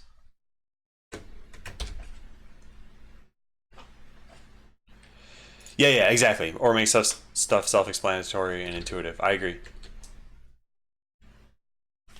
And I think that's where Botland is going to shift toward that in some ways, and in other ways it's going to be easier said than done, where it's like, yes, I think every single product designer ever wants their product to be intuitive and easy to use. And yet not every single product out there is intuitive and easy to use. So it's a hard thing to achieve. Context bar hardware loadouts at the bottom of the screen on desktop. That missile lasers in it. If the player clicks that, then we should bring them to this screen. Okay. This should happen regardless of whether you're in the scripting view or in the, or say, editing your cosmetics at the time. Hey, Tropical Banana Man. So there are a couple notes I had about this. Notes, note to self. Make sure this doesn't break the tutorial or campaign. And make sure there's no weirdness with having an incomplete script. It should just be like clicking the bot button at the bottom anyway. I'm doing well. Today is an interesting day because, yeah, if you look at that today command, there will be a fun thing after the stream, which I won't be streaming, which is why it's after the stream, but I will probably talk about it on Discord once it's done. Bot button bottom. Oh, yeah. A chat bot that pops up when you try to leave the website actually isn't a chat bot, it's just me convincing you to play more. Wouldn't that be nice?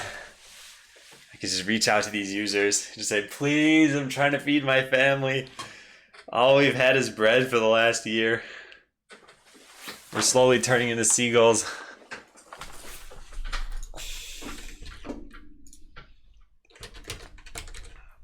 All right, before I am finished with this, we're gonna say, make sure the priority of the tasks is correct.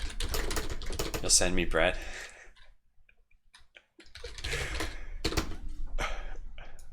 Thank you, Codephobia. I'll send you Thai food. All right, now that's one-upping someone if I've ever seen it. Okie dokie, Breadland. Be a good name for a bakery.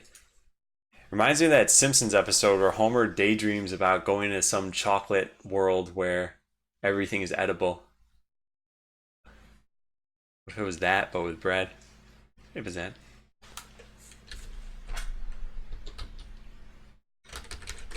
So improve battle log page.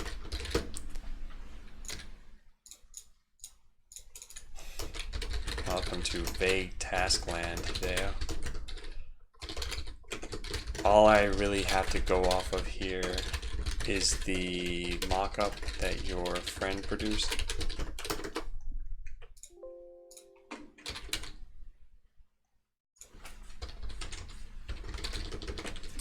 I could include the picture, but I don't really think it matters too much because there are only so few pictures here. But okay, yeah, let's include the picture. So copy image.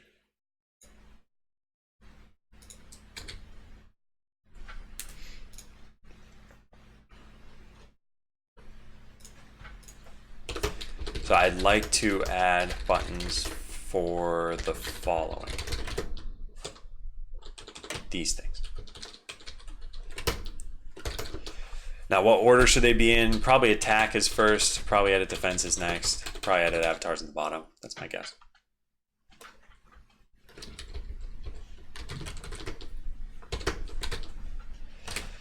We should probably make this look good, like so.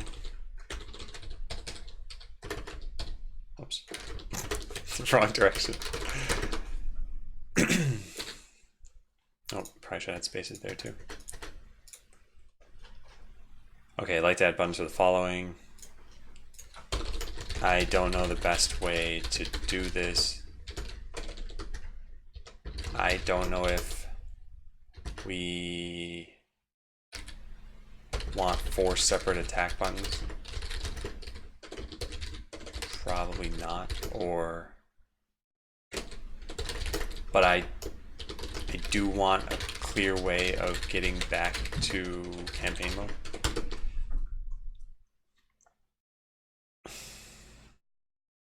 Yeah, there's not much I can say here.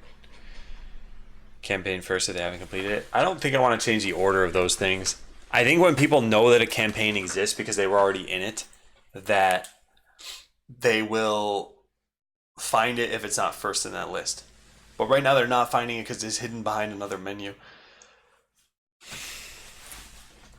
Make campaign a call to action that completed. Yeah, something like that where we highlight it. Yeah, that could be done, I think. Okay, so on mobile, we could probably do the same thing. I'm not married to having the rating flags on mobile. Let's go take a picture of that.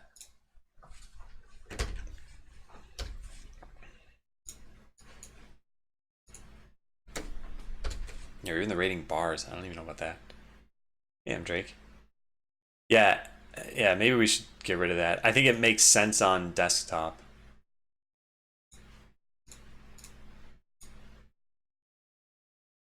Right. Yeah, I think it makes more sense on desktop. Only married to my wife. You're right. So we'll draw big honking circles. That's not honking. There. By the way, for anyone who does not know the shortcut to do this, it's Control Numpad Plus to increase the size of the brush in MS Paint. It's a pointless shortcut to know.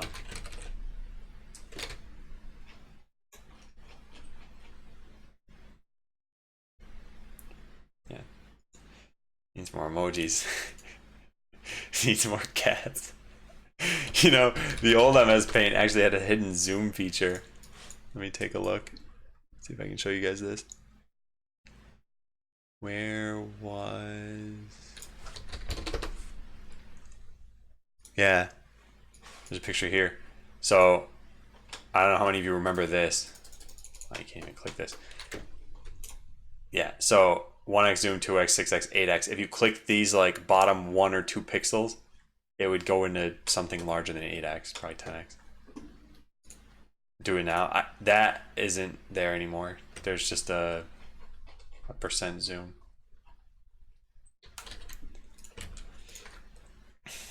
So I think we can submit this.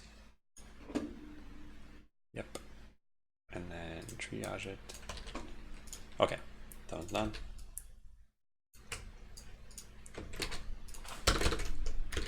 Look through more tasks from this. Oh, the cat thing? No, sorry.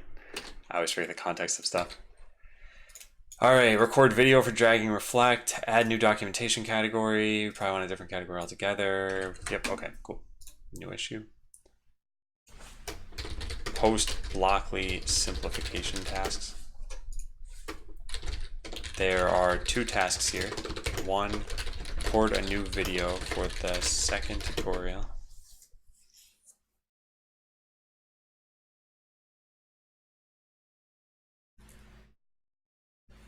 Form comes with time experimentation. Yeah, that's fair, Kappa. I just, like I said, I don't really know how to do that. And suppose I do all of that and then the retention rate is even lower. Like, do we chalk it up to me not having done it well? Do we chalk it up to that not actually being the right idea? Would it have been worth the time invested? And I don't know. I don't have answers to these things. That's where I say there could be a proven way of something working, and then someone else does something, and it turns out that it's drastically better, or a proven way of something not working, and vice versa. Someone does it, and it still turns out to be great. So I think Botland is a relatively unique game. I think that doesn't make it immune to the same sorts of hooks that other games have, but it's very different. Right? In a lot of games, it's like give the player control as soon as possible and just let them explore and see stuff. And in Botland, control does not mean the same thing because of the layer of abstraction of scripting your bots. So, yeah, I don't know if I could ever make a hook that's going to be more compelling than other games. We won't really have the graphics to back it up. So I hear you. It's not that I'm like glossing over your messages that I don't agree in general. I just, 1, it's hard. 2, I don't know how to do it. And 3, even if I knew how to do it, I don't know how much money it would cost and how much time it would cost. And then yeah, 4 is I don't know if it would work. No, it's just an MS Paint class. That's it. Doesn't matter what background color should be for a utility app. I'm not the person to ask about colors for things. My assumption is it just shouldn't be noisy. So in that sense, the background color does matter. So record a new video for the second tutorial, soon to be the first tutorial. I should just say record a video to replace this. Yeah.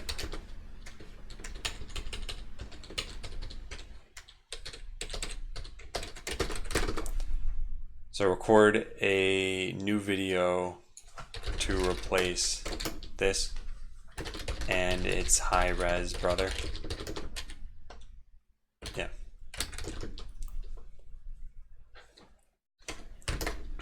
You can do this on the AD Simplify Blockly branch.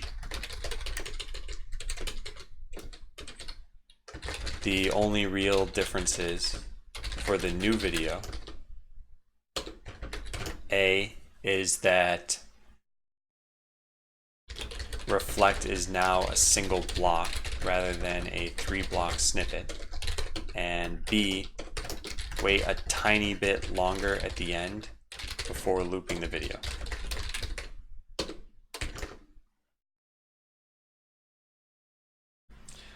Well, that's slow cooked meals. If you wanted it sooner, you would have fast cooked it.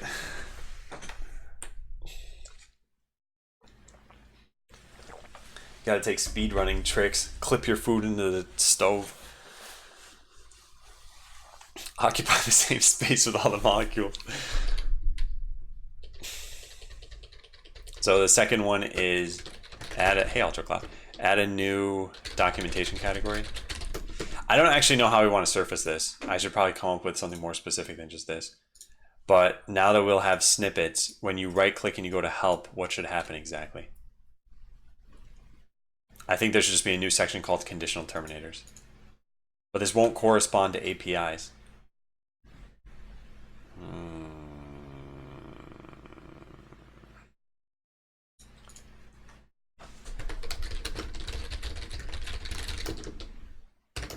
These will not correspond to APIs, at least at first. Hey UltraCloud, what's your favorite game the Yagamoth plays? Actually, let me rephrase that. What's your favorite game to watch Yagamoth play? Yeah, that's what I meant to say. And a new documentation category called conditional terminators. These will not correspond to APIs, at least at first. So you also don't have to add any content here, except for a single placeholder. Well,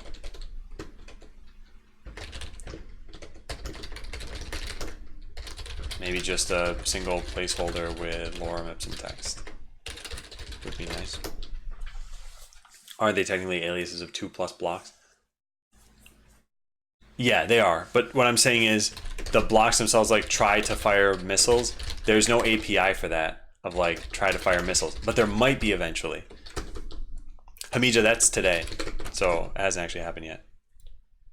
As in, it's still going to happen today. Because remember, for me, it's very early in the morning still. Well, not very early, 10:19. But yeah, that's at 3 p.m. today. So another 4 hours, 41 minutes.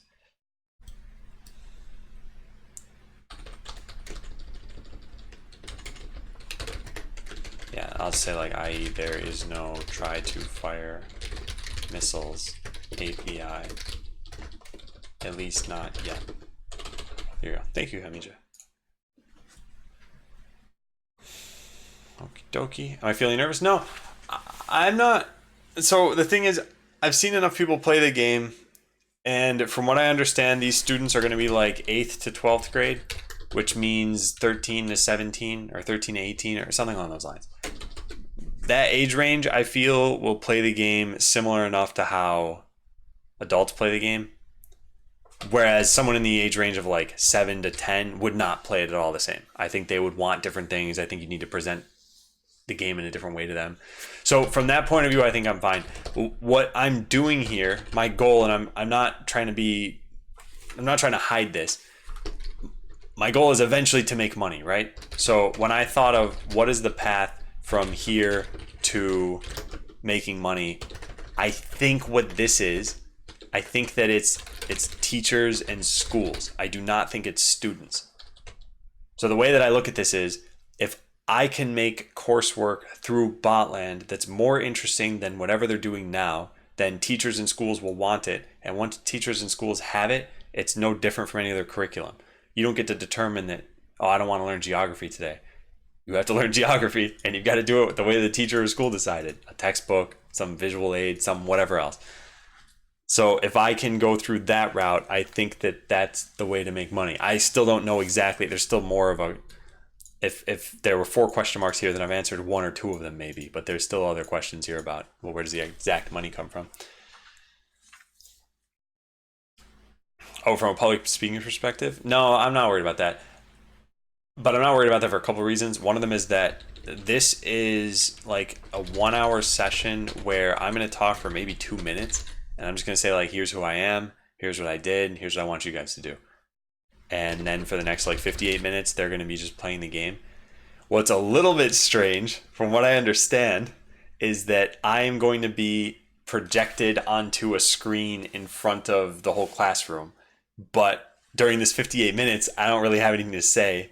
And I don't know if I can see what's on their screens, or if I'm just like a virtual figure there in front of the classroom with nothing else to do and I'm just twiddling my thumbs there. I don't know what's going to happen with that. But I'm not nervous about that stuff. Now, what I'm a tiny bit worried about, and I mentioned this before, is that the teachers say, like, yeah, well, the students seem to enjoy it, but yeah, I don't know. We'll do it for like a day. It's free anyway, right? So see ya. It's something along those lines. They wouldn't be mean about it. Could I just start MS Painting? I mean, I could, but I don't think they can see my screen either. Right, I'm not physically there. I'm presenting via video call. As far as I know, this school is something like 3 hours away. So it's in the same state, but it's not that close. I can start coding.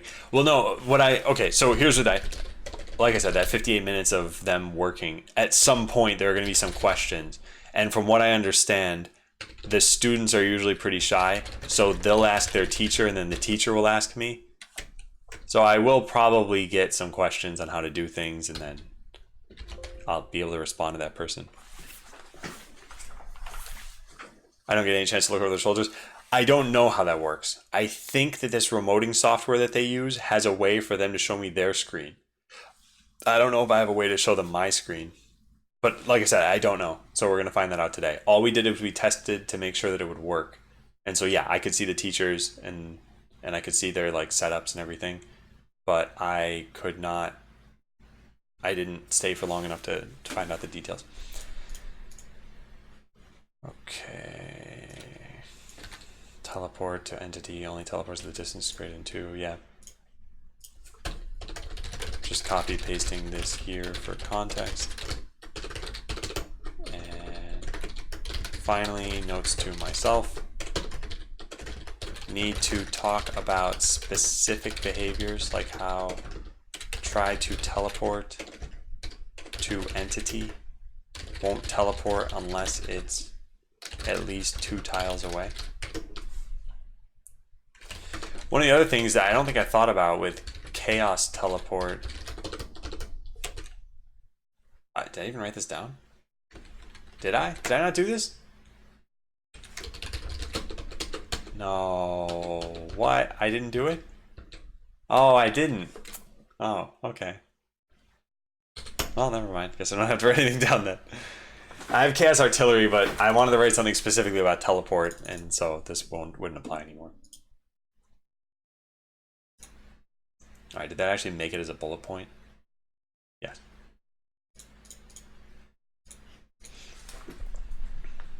If you start coding, they'll want to code. Oh, I see what you're saying.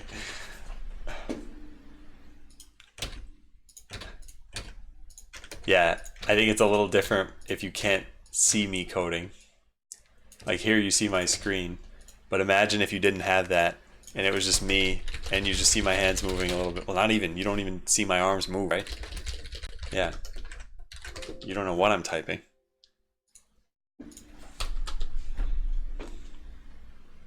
Can I inject my screen into my cam?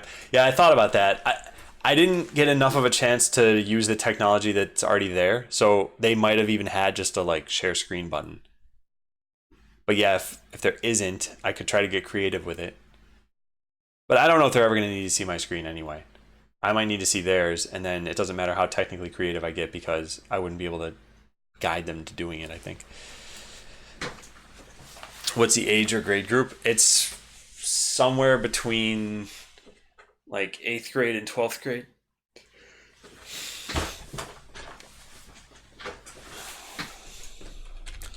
All right, this is another thing. Wednesday. Tell Discord about everything afterward. Include a summary of what happened, how many people there were, what age/grades, what the teachers thought, etc. Hey, develop it. Okay, so unequipped hardware, or like hardware that doesn't have, hardware you don't have that you've written a script for. So let's say you've got a script like this.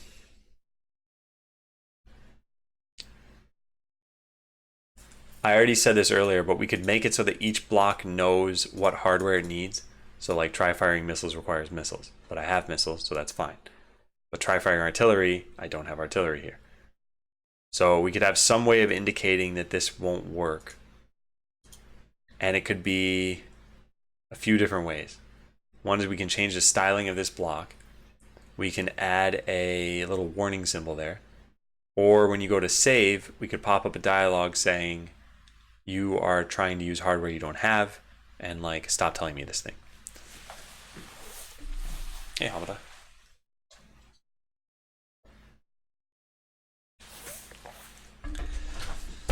I don't know what's best.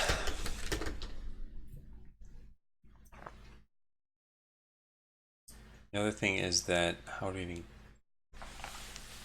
we even get your hardware that you have access to here?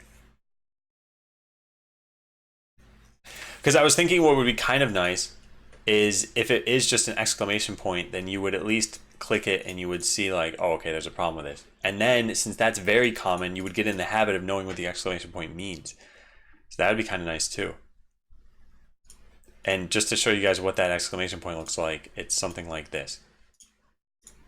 So this icon would show up over here and you'd have to show it, you have to click it to see what it says. And it would say something like, warning, you don't actually have missiles equipped. And that's it. That's all it would do. Just text. You can still save your script. Well, I'm editing the bot, but the way that, yeah, this is where this is a little bit tough.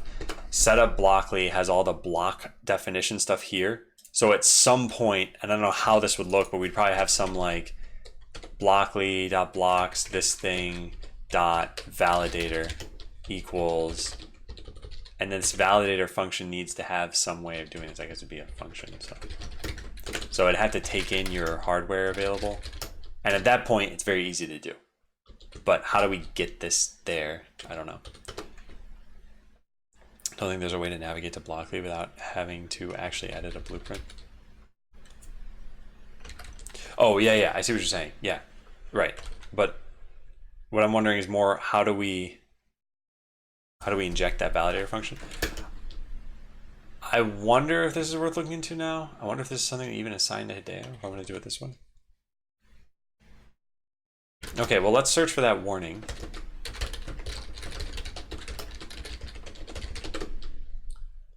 Where does that show up? So here we go. Now let's search for that. And where is that? Here it is, set warning text. Okay, so now we know what it's called. Now what is this? On change. Ah, okay, cool. So we need an on change but not necessarily for the block.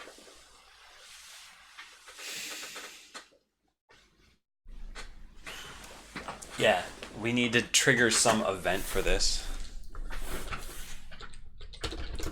So if we just make warning text, then we only have to call set warning text. So anytime the hardware loadout changes, we need to reprocess blocks. I don't think it's worth it yet. I'll just write this. Finally, we don't want to persist the warning text. Actually, maybe it doesn't work that way. Let's just try it. Let's get the XML here. Does this have a warning on it? No, thank goodness. Okay. Warning text isn't saved into the XML, so we don't have to worry about validator rules changing.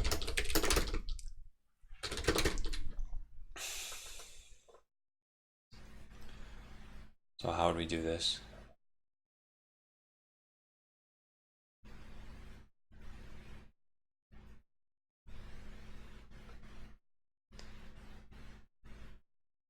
I want to get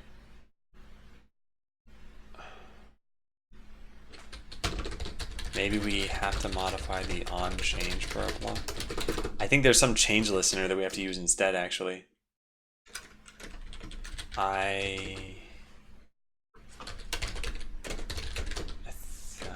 Maybe events. There's gotta be some way to add. Okay, what calls on change?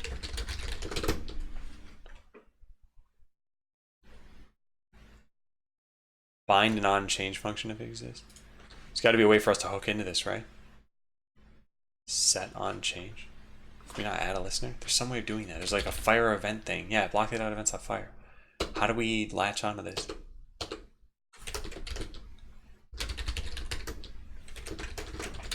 Here are all the functions. So let's just look through this for a sec. Are any of these with events or change? Set on change, but I think this is an internal function. Set's a callback function used whenever the block's parent workspace changes.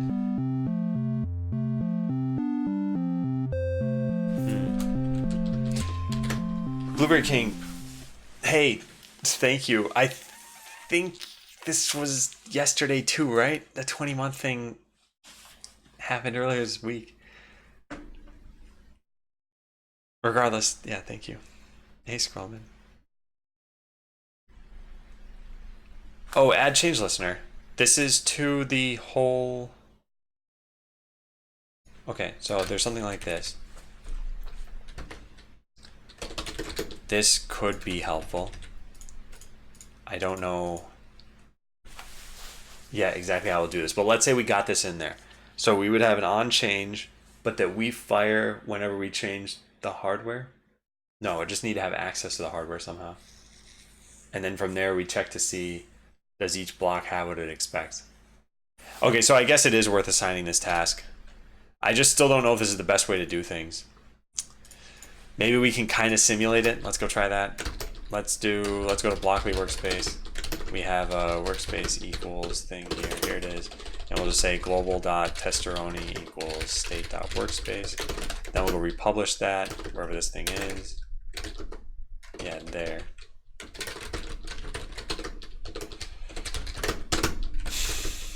And what this is going to do is it's going to let me get access to individual blocks. So if I just refresh this, I think this will work.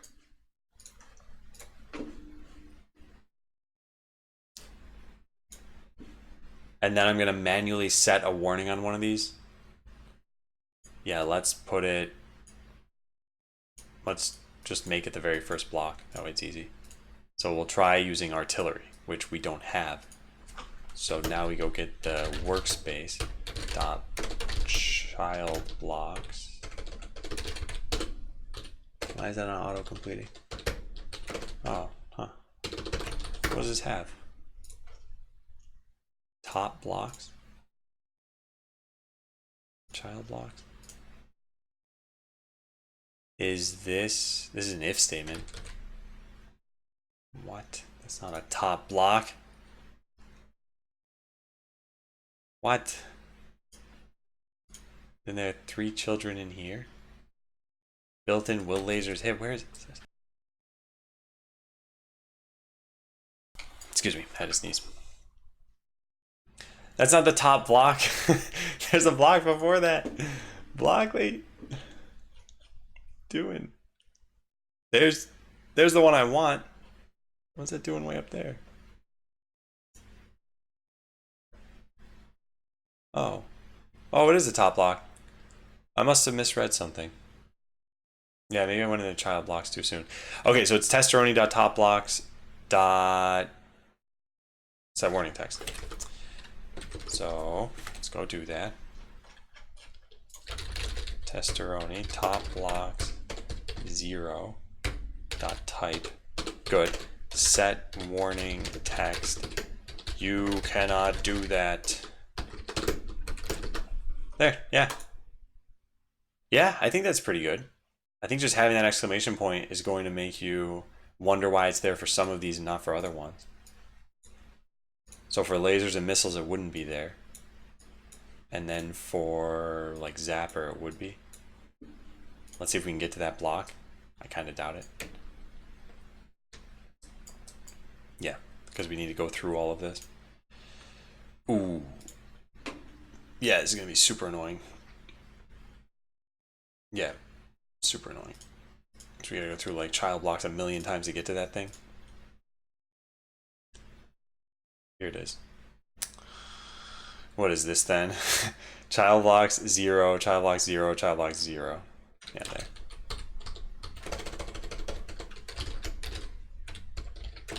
So we do that 3 times. And then we're at the zap one. Yep. So now I can do set warning text. You cannot do that. There. So this is what it would look like. Is that nice? Is that not nice? We can delete this stuff.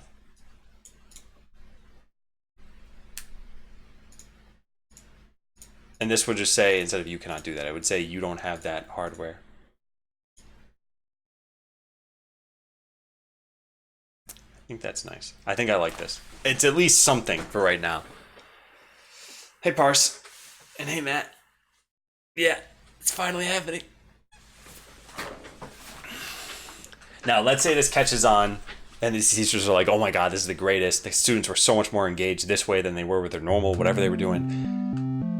I still don't know where we go from there, except for reach out to more classrooms. Hey, Moonscript, welcome back. Thanks for answering all those questions I sent you yesterday. A long time ago, I asked Moonscript, are you happy? And his response was, what is happiness? He wouldn't just answer the question. And yesterday I asked him a question and he completely misinterpreted it, so he wouldn't have to answer the spirit of the question. But that's fine. That's fine. These things happen. Thanks for resubbing. Can you tell me what your overall goal of the presentation is, other than to market a product? If you're marketing it, what value will this be to the audience? So the audience here is sort of two-tiered. There are teachers and then there are students. And so it might seem like, oh, I'm trying to market to the students. I'm not really. I'm trying to market to the teachers.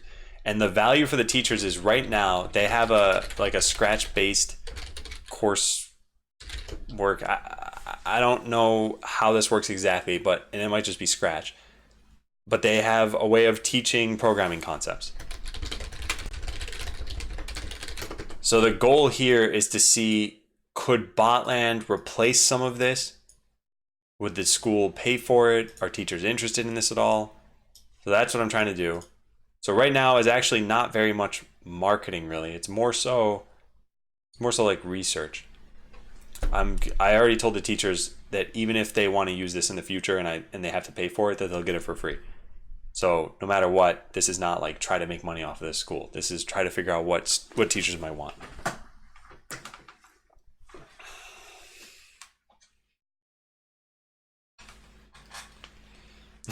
The mandatory high parts. Only Adam. Okay. Bad Karsten. Account management reports incoming. Yeah, I don't think that would be so bad to do. Although it might be tough to associate schools to these accounts somehow. I don't know. I'd have to figure that out. But I don't know if teachers are going to want that necessarily. Maybe they do, maybe they don't. Maybe they have some other way of submitting this stuff. But that's a high level of what I'm going to be doing today. Okay, I'm going to say to investigate this.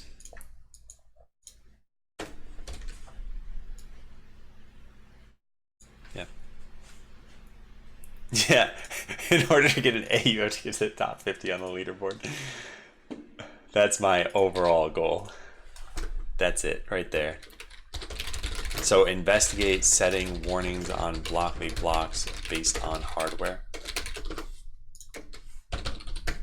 So all of this task should be possible, but I only investigated enough to be able to give you some starting information. The goal is to be able to do something like this, which is to show the warning symbol on blocks where you don't have the corresponding hardware equipment. And I read what Hideo said about just show the screenshot, but that's not going to stop me from pasting everything else in. Andy with an I.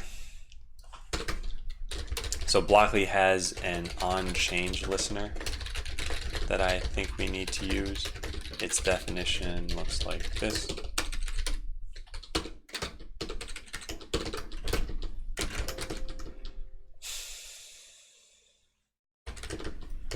The warning text is saved into the XML, so we don't have to worry about stripping it out for exporting, or is not saved. Yeah, not saved. We say that if a non-programmer played Botland, they'd have a better idea on how to pseudocode or plan out pseudocode from the experience of working with the robot instructions of the game. When you say a better idea, what are we comparing it to? Than a programmer, or than if they had not played Botland? I think you're talking about then if they hadn't played Botland. So I would say that the goal of using something like Scratch, this is my guess, the goals are to teach a little bit and probably motivate a lot. That's my guess from this stuff. So can Scratch teach you things like loops and functions? Yes. But I think the goal is to lower the barrier to entry so that you want to go pursue this stuff yourself. So this is where games are great, because games usually have very clear motivation. It's to win, it's to earn more items, it's to do whatever else you do in the game. And if the teaching comes in there, then awesome. So could I teach certain concepts about programming in Botland? Yes. I could teach things like ifs, variables, probably loops, functions. I can't teach everything because of the limitations in Botland. So like objects, memory management, I don't know. There's a lot of other stuff that I wouldn't be able to do really. But yeah, the basics, I can teach the basics. And I can write content specifically to teach the basics.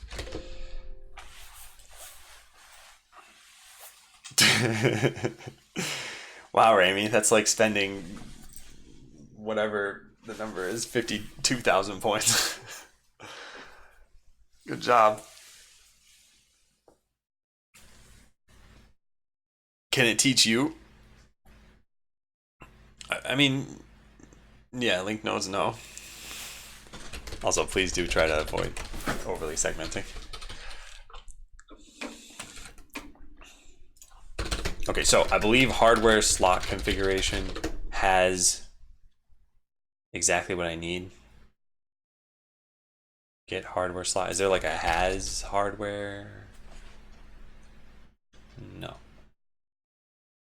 Did I not do that? Has hardware?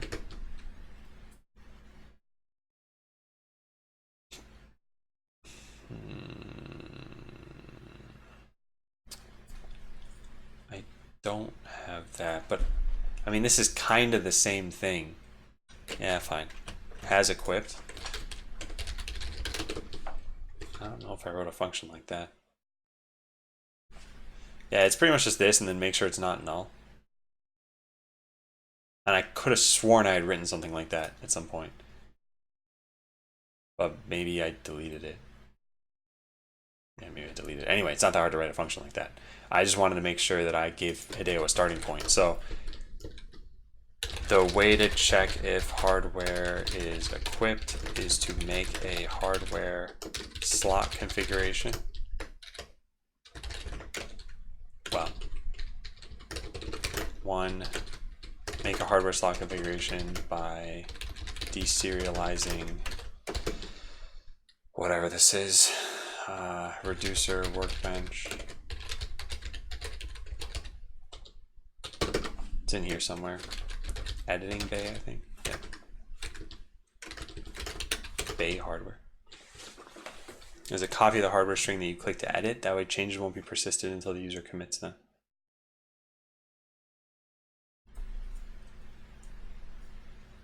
What? Yeah, I think that's what I want. By deserializing workbench reducers bay hardware. Then 2, call get hardware slot and make sure it's not null. With the hardware ID, e.g. hardware constant .ids.missile. Okay, and then there are another couple notes I needed to write here. What was one of them I just thought of as I was doing this? Oh yeah, make sure this doesn't break documentation since there won't be any equipped hardware.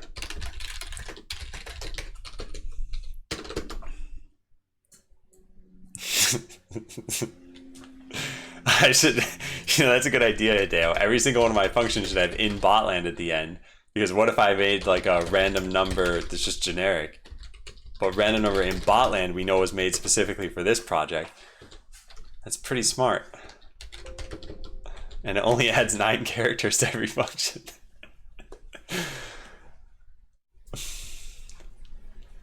Okay, some other thing that Hideo is going to need to do here. What was it? Oh yeah. I think the best way of... I think that each block in setup blockly should be able to optionally manifest which hardware IDs or tags, well, which hardware IDs it requires. CosmoQuest, hey, long time no see. Thank you for the raid. Hey, CosmoQuest viewers. Today we're doing something, well, actually, today on stream we're doing the normal thing, but today after the stream, if you take a look at that text that's on the screen or in chat right now, I am going to be presenting Botland to a classroom of students, and we're going to see if it's got any educational value for the teachers and also for the students, I guess. But mostly, do the teachers want it?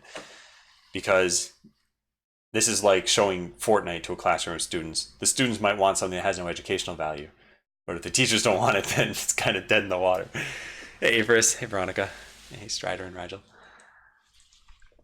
So this is after the stream. I'll post on Discord about what happens there. During the stream right now, we're doing the typical work. So I'm assigning some tasks to Hideo, the other developer on this project. And then after that, we are going to look at... Actually, I'm going to probably prepare for that presentation a little bit. Hey, OpenCage. Yeah, Fortnite's extremely educational. Now, you know, some games don't seem like they're educational on the surface, but then they've got some extensions that make them more educational. So Minecraft actually has an entire site called minecraft.edu. No, it doesn't. Never mind. What's this site called?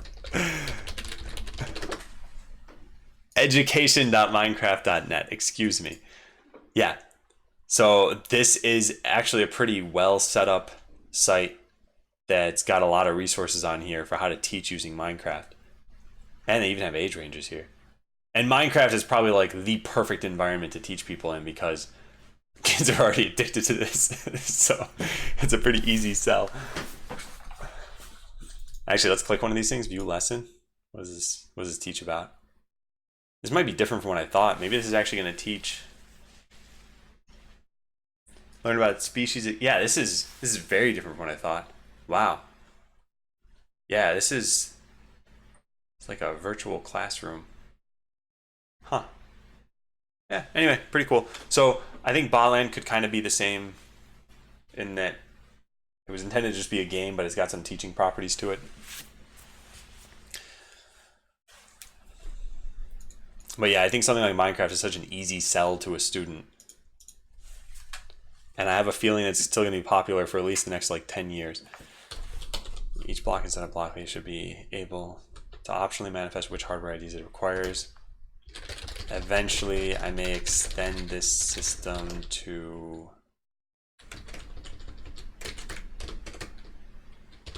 you don't have to look into this at all, but it may actually be better to do things by tags.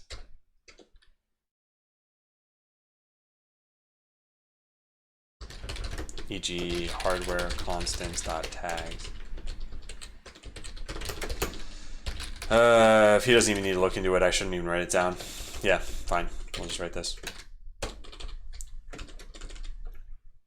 Make sure this doesn't break documentation, so we're going to encrypt hardware for that. So we don't want to show warning symbols inside.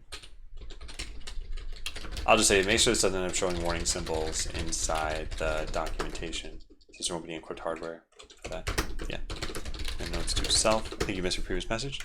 Yeah, I think I did. Hang on, let me see. Can you clarify your note? Oh, this one? Yeah, sorry. That was a note to myself because I hadn't gotten done with whatever. Yeah. And I can put a picture there too. Yeah.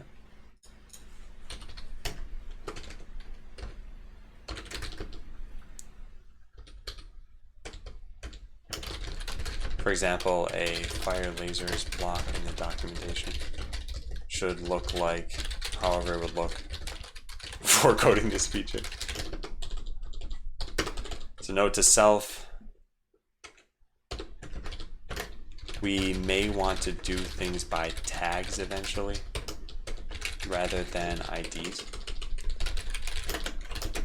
So hardware tags are how we prevent you from equipping two similar kinds of hardware. So for example, the IDs are things like lasers, inferno lasers, vampiric lasers, and then tags are just lasers. So all of the different types fit into this tag, and the tag we can use to stop people from equipping certain things. So I don't know how we're going to want to do this. Yeah. We will almost certainly have to update a OneNote. Well, not we will, I will. A OneNote note about adding new hardware to now consider whether or not the hardware would satisfy the block. Maybe, oh yeah, maybe we want specific warnings. Finally, we may want specific warnings based on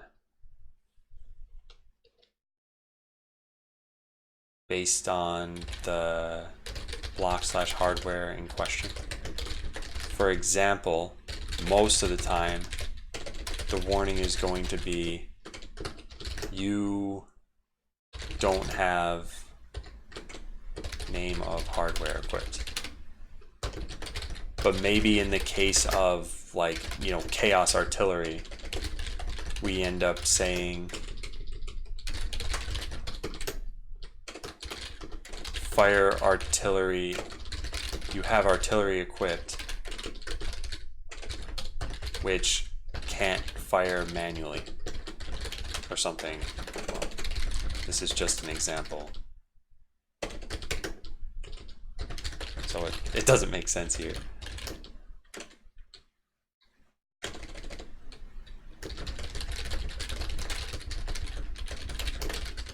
But hopefully you get the idea from this, Hideo.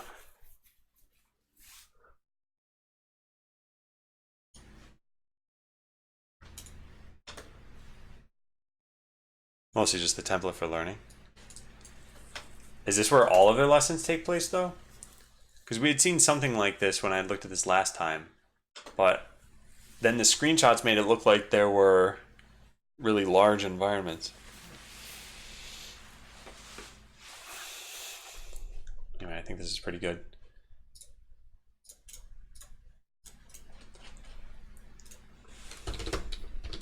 You do not have to add all of the content for this. If you get a system working with just fire lasers, then I can add all of the data. That were code lesson. Yeah, got it. Oh man, I just remembered something else as I said this. Oh, right. Every time you update the hardware, we need to run this again. If you ever update your hardware configuration, we need to lay out the warning blocks. Well, we may need to update the warnings.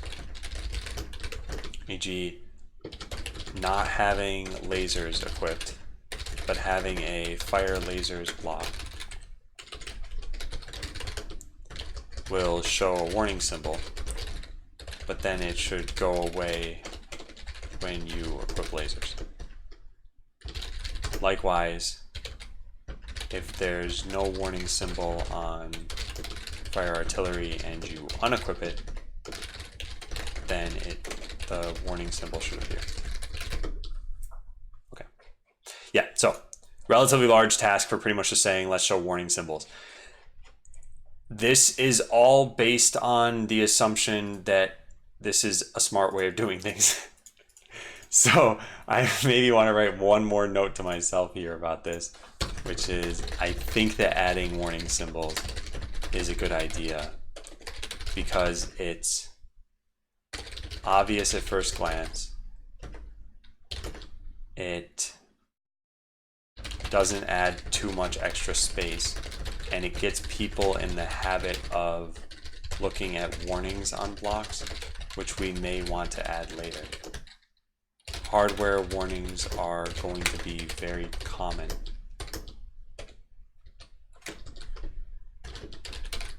I'll say due to how common hardware warnings will be.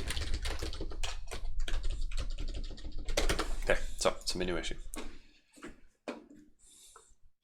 Yeah, when I think of how much technology has changed, even just in my own lifetime, and then I think of how much it must have changed for someone who was born in like 1930. It's pretty daunting.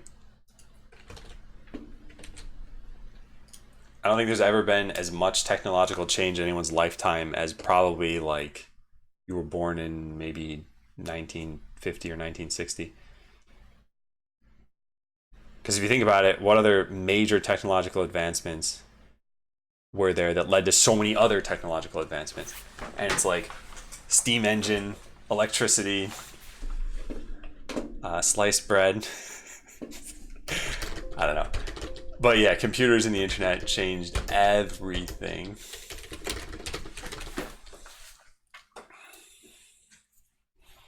Artisanally crafted 7-paragraph. That doesn't really make the task more appealing to do.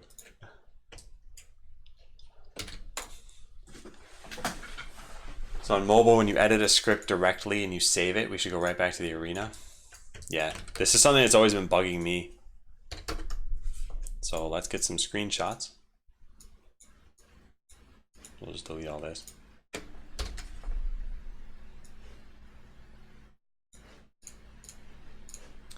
New issue. When you quick edit the script on mobile, the confirm button should bring you back to the arena. Okay, so on mobile, entering the script editor always shows a down arrow at the bottom.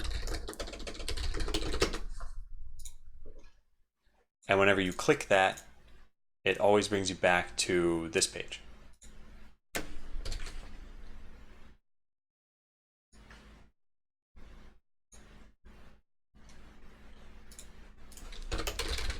Clicking that will always bring you back to this page. The task is that when you enter the script editor via the quick edit button, let's go get a picture of that. We could draw right on this, right? I shouldn't ever use another. Yeah, there.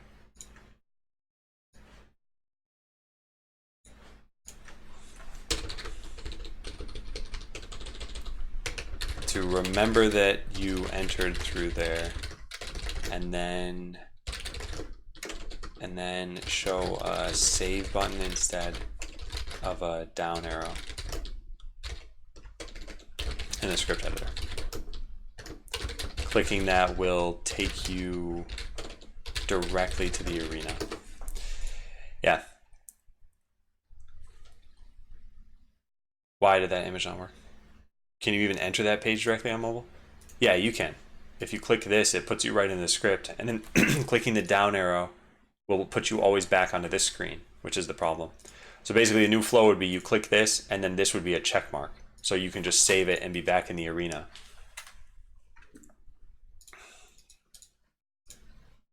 I mean, the second screen, can you access it?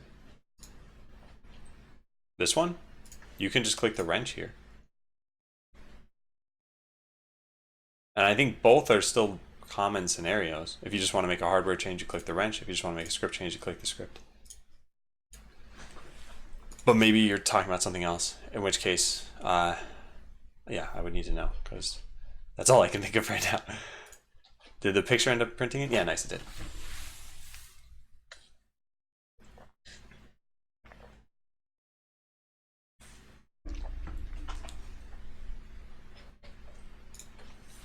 Clicking the save button. So note, you can access the cosmetic/hardware side of things directly from the arena via the wrench button. Okay.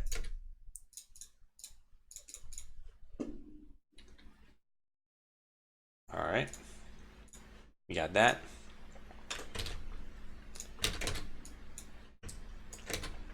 All right, anything else? Oh, technically this one. I don't want to make Hideo do this one. It's pretty easy. But yeah, okay, well, I'm gonna sign it. I guess. Yeah, make a proper campaign completion screen.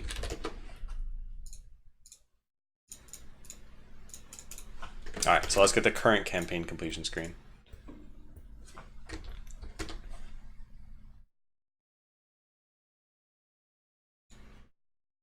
Wait, but it tasted good, right? The slow cooking wasn't completely negated. Where am I going? I need to win the campaign. I did not mean to click that. Yeah, I really need to make it so that I can just win by pressing a button. Because I'm kind of sick of winning the right way. Here's the right way. Isn't already a screen? I'll show you what I'm talking about in a sec.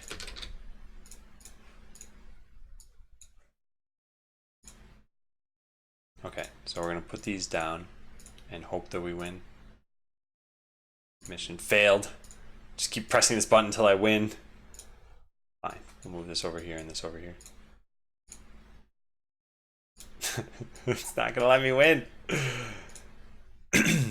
Nice. Yeah, so this is what I'm talking about.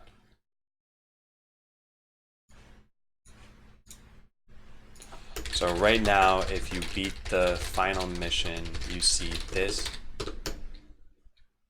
It is distinctly lacking in confetti and a fanfare sound. I want those things. That's actually pretty much it. I don't want anything else.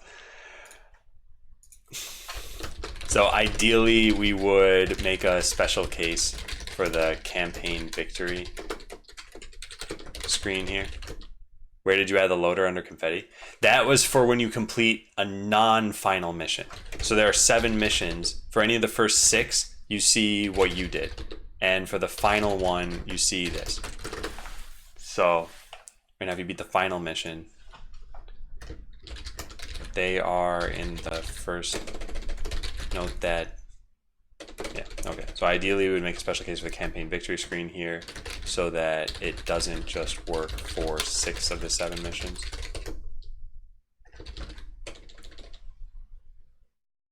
Yeah, I don't think there's a problem with that.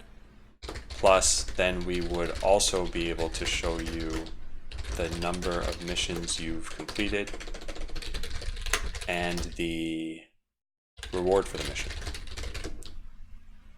Now, what are these options? Home, edit your defense, and battle another player. Yeah, that's pretty reasonable. Okay, that's it.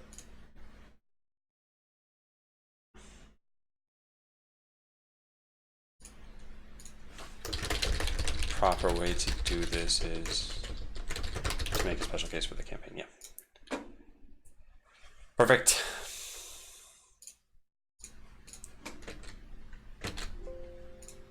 Done. Done. All right, and then the other thing was look through more tasks in here. So let's look through this really fast. These were some changes to the UI of Botland, and we already wrote down this as a task. This is another thing that I think would be really helpful for people,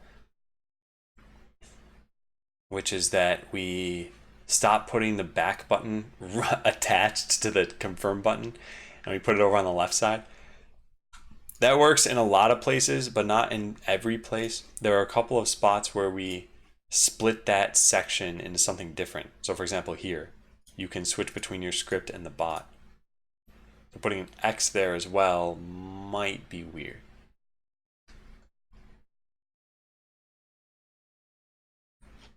What were other things that were written here? Cursor should indicate what can be dragged or not. It'd be nice to have a slightly different approach. Yeah, the problem here is that you can both drag and click. So if you were to drag, you could do this. If you were to click, then you can just paint them into the arena. And so they show the click cursor, because that's actually what I wanted to prioritize for people. I don't know about that one. Click we show a special.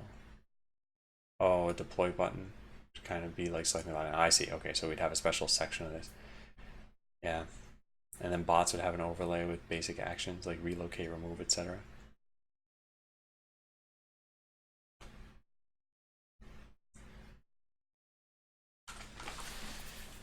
Yeah, I wonder if we could just show like a little trash can or something. Part of the issue with anything that happens in the arena is that the arena can be zoomed, and it's zoomed according to like Pixie rules. So here we fully zoomed in. So if I had a button, I would want it to also probably be zoomed in and not be really tiny, because that might look weird. And if we do that in Pixie, everything's fine, but then we need to add button handlers for that. If we do it outside of Pixie, then we run into this weird, like every single time you move the camera around, you're moving a button in the DOM around. And that tends to be pretty slow. Or at least the way I coded it was slow.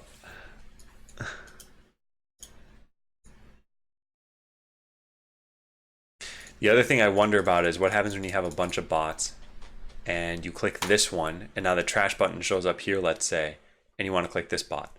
Now you need to make sure you click around this, whatever this UI is that pops up here. Relocate, I don't think is as big of a problem anymore as before, but removing, I think people still have a problem removing, because I don't think they realize you can drag out of the arena, or that you could just replace it with whatever you want. So I don't know. I like the idea though. Then she thinks these should be part of the arena.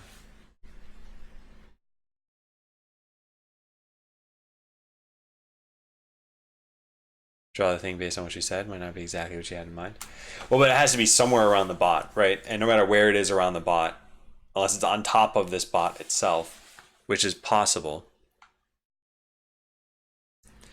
The other thing is people wanted a right-click menu for a while. I wonder if we should add one even just for things like this.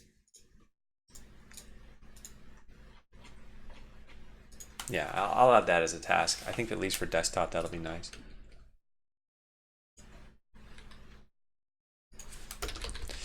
Oh, wait a sec, though. Then it needs to know what you clicked in the arena.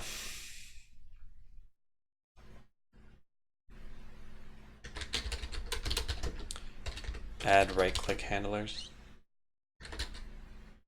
You don't like that idea? Because I've seen tons of people try to do that, especially in Steam. Is that generally a bad idea?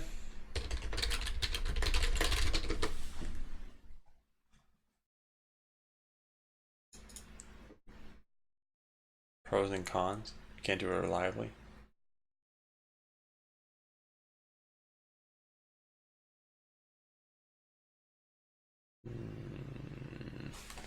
You guess, would you hate it personally? I think for things like this is more a game than it is a website. So right now, right-clicking here and showing save image is not what anybody ever wants to do. Now, the argument could be made that for text inputs, you might still want that. But other than that, yeah, I can't think of anything else.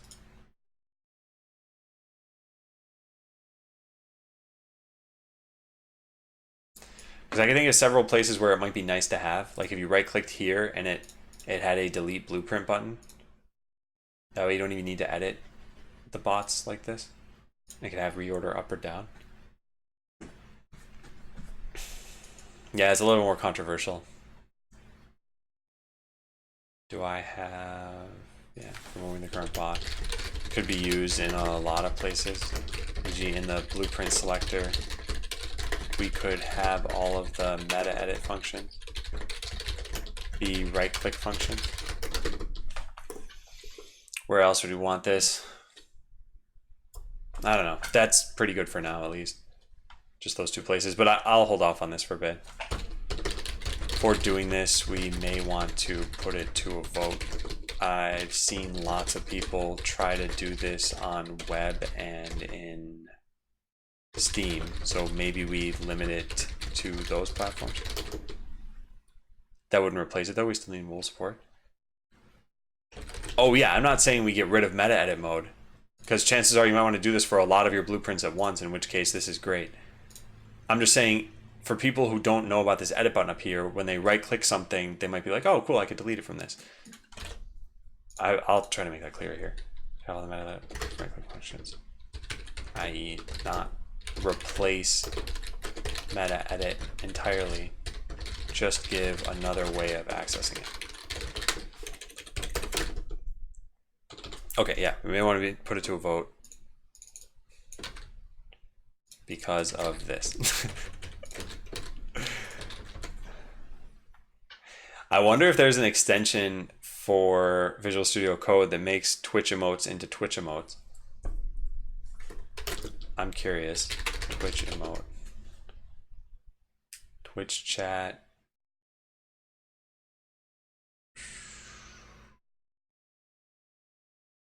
No, I don't see anything. No, that's too bad. I want Monka S to show up as a picture, but it's not possible.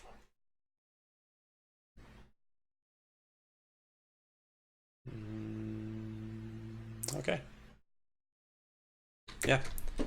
It's pretty good for right now. Okay, so then all we have to do is prioritize the tasks. Let's go do that.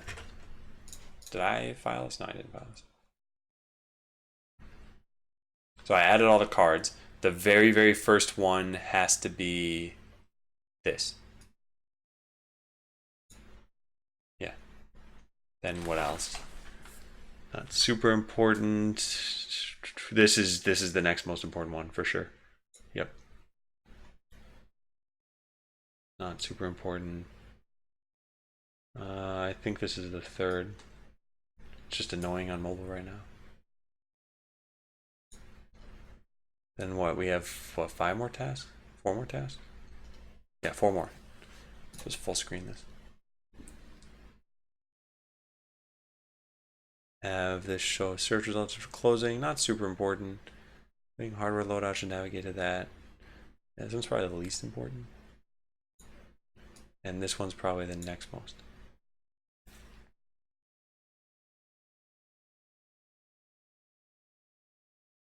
There, okay. It's the right order of tasks. Nice. Isn't buggy enough. But think if I had Monka S, then it could be slightly buggier. Take slightly longer. Hey, Bob. Nice trumpet. Now, I had another idea for marketing, which is post on Something Awful. I've had a Something Awful forum account for like 14 years, and I posted a game on there a long time. I should probably look through my own history. Nobody knows my name on Something Awful, but I should make sure I don't have any like weird stuff in there. Look through Something Awful post history and delete weird stuff. I probably made a total of like 3 posts anyway. I could have a giant Monka S thing appear. So we're done with that. Done with that. Now I got to prepare for Wednesday, which is today. Something Awful is the actual name? Yeah, that's the actual name. They used to be very popular. Back before the internet was in shorter snippets of text and videos. So now we've got tweets and Reddit comments, and we had Vines for a while, and we have like, you know, YouTube haiku and whatever else. This is all like short forms of content. When forums were more popular, they were one of the most visited sites, I think, for a while, at least in the US. Then things started getting shorter and faster. People started posting just less and less, I guess. Yeah. Actually started Let's Plays. Yeah, I have a lot of fond memories of some Something Awful content. They had a lot of comedy writers. Did some cool things. But I don't go to the site pretty much at all anymore. From what I hear, it's changed quite a lot too. 1998 called them other V bullets in back. Let me see. Yeah, I'm currently logged in. I can't show you this. Let me see if I've got any like weird posts on here. Post count 58. What?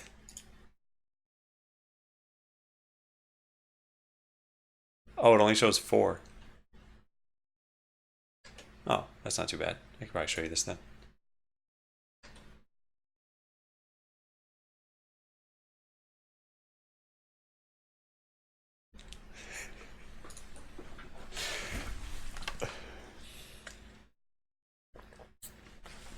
All right, so I want to make a document for the students. Let me go do that. Google Drive. Man, so those forums you had to actually pay, I think, $5 or $10 just to even get access to post there. And then to change your avatar, you had to pay another $5 or $10. And I think I paid someone to even make the avatar that I have, which I still really like, and I'm not going to show you guys right now. So Botland for EDU intro.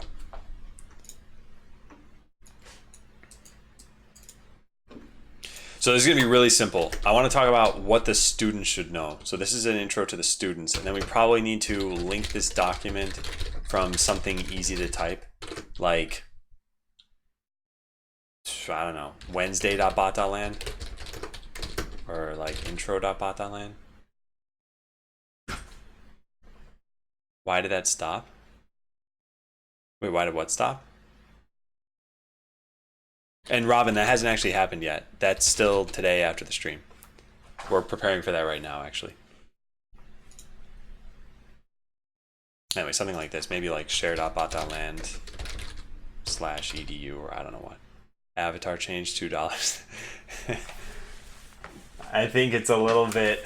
What I'm talking about is the Something Awful forums did that, not Botland. But if Botland did that, I don't know if people would actually be willing to pay for it.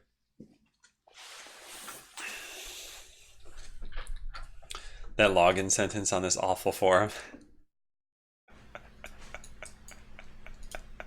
There were some... Okay, so Hideo, one of the ideas that I thought was actually really, really funny, at the upper right, there's a section called Leper Colony.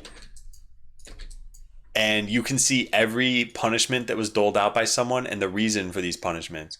I can't show this on stream because there's a lot of bad language here. Let me see if I can find something. Yeah, things like this. I like your posting, but this feels especially off topic today. User loses posting privileges. Then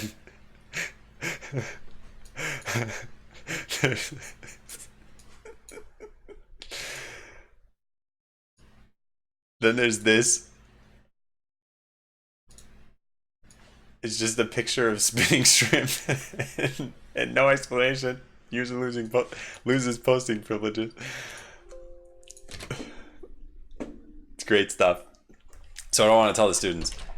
I want to tell them today is, I guess, like, to play, you go to play.bot.land, go through the campaign as much as you can. Sign up using, or just click play now. I don't want users to actually make accounts for this. They should just be able to click start playing. Yes, click start playing. No need to make an account.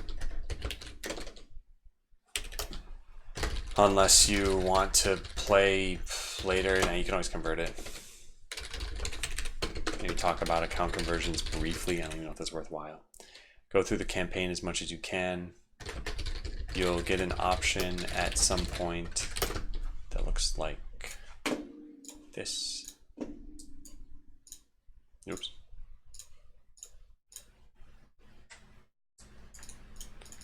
Okay. What age are these kids going to be? From what I understand, like 13 to 17. I'm not going to be asking what their ages are, just FYI. So the teachers told me it's 8th grade and above mostly, and that there might be one 5th grader there. So I was saying this on the other stream. There was apparently a robotics club at this school, and I just naturally assumed they'd be high school students. Turns out a lot of them were in like 2nd grade. So they tried out Botland, but I guess they had a hard time understanding some of the English that was used, and maybe some other things too, because the game isn't really targeted at 2nd graders. So of the robotics club, there was at least one 5th grader, and I guess she really liked the game and like just kept going through it, and she might be there. It's just funny to me picturing a bunch of 2nd graders trying to play the game. I think it'd be really cool if someday any age range of student could use this game and learn something from it. But like I said, clearly I did not plan that as my target audience. My target audience was like 17 to 24. Hey Evan, day's going well. Alright, we gotta delete the confetti if I'm gonna take a screenshot of this. So where are you, confetti? Where is React in any of this? Redux. What? Yeah, what? Is this because I'm in an incognito window? I could have sworn I had that React Tools extension. Redux. Yeah, what? Oh, maybe it's a tab in here and I just didn't see it. Okay, I'm confused now. I don't know what's going on. All I want is a screenshot without the confetti, so I guess let's just go turn off the confetti. Return null. There.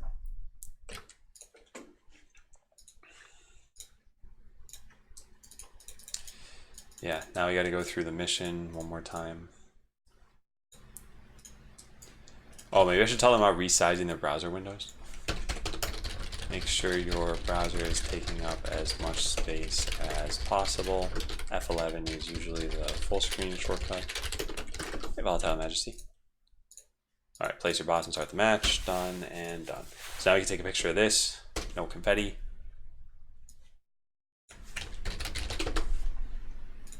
Good.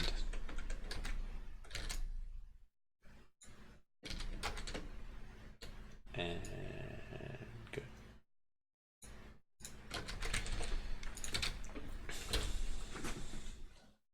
Maybe I should just circle this.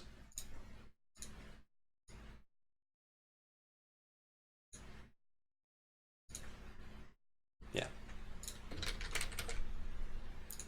Do I use ShareX? Yeah, I use ShareX.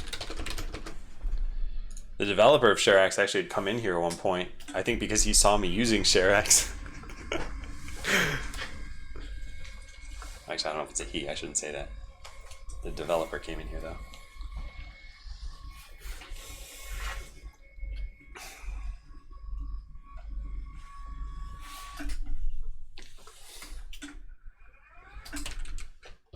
Okay, so today, no, maybe not even today, maybe I'll just say like where to play, or how to, no, yeah, where to play. Go to play.bot.land in your browser and make sure your browser is full screen. Usually you just press F11. Now we're going to look at a Chromebook and make sure that they even have an F11 key, because I know they got rid of the caps lock key. And I am not sure if they have F keys on the keyboard. Nope. Yeah, how do you full screen something on a Chromebook? Never used a Chromebook before. Well, presumably they still have Chrome, so I guess maybe we can just do it through the menus up here. Zoom full screen. Yeah, maybe I'll just do that. The button right above 5 will make your screen full. But does anyone have a Chromebook? Does that do what I want? What I want is for them to do this, which is what F11 does, but they don't have an F11 key. It does. Okay, thank you. You're using one right now. Okay, perfect. If you're on a Chromebook, it's the button right above the 5 key. Otherwise, it's F11.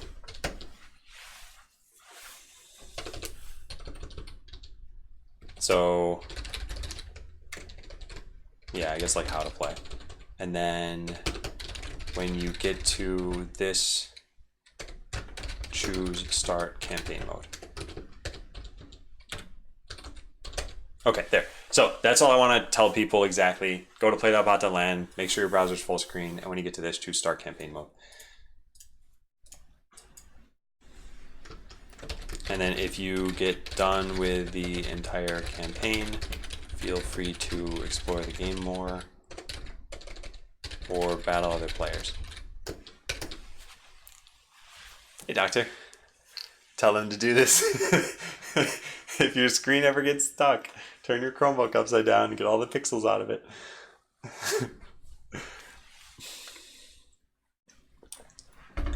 If you're using a monitor, just push it against the desk. So if you ever leave, actually if they ever leave campaign mode accidentally, it should be pretty easy how to get back. Because no matter how you get into campaign mode, it changes this to say campaign mode. So if you leave and go back to the home screen, it's going to show the campaign. Yeah. Okay. So I think that's fine. That's how to play. I think it's pretty important. Oh yeah, then the click start playing. No need to make an account. I'll take a picture of that too.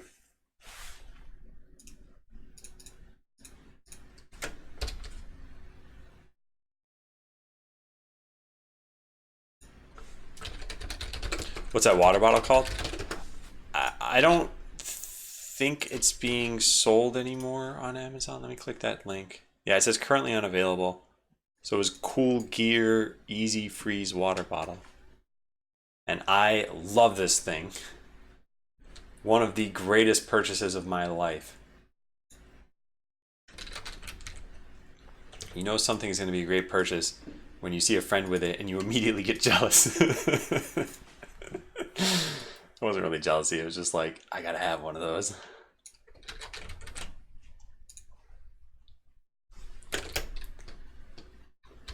Don't worry about making an account.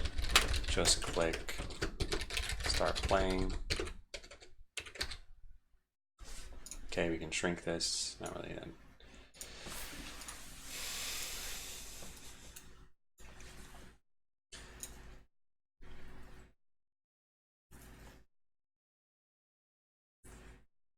When you get to this part, choose start campaign mode. If you get done with the entire campaign, feel free to explore the game. So that's pretty much it. That's all I wanted to tell players. Yeah. I don't think there's anything else for that.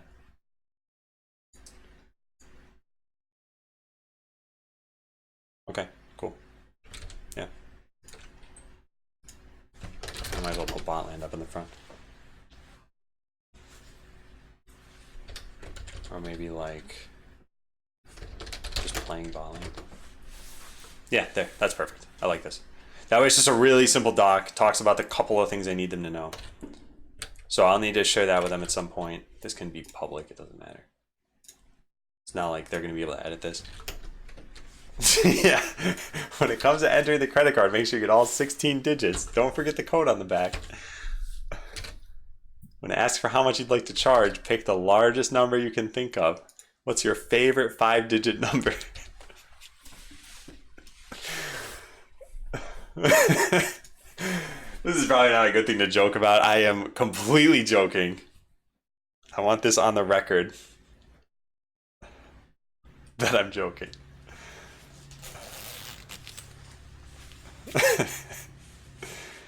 Someone's gonna be like, won't somebody think of the children? How can they let this evil man put his game into school? Yeah, I don't want them to be able to make purchases at all. I feel like that's just a minefield.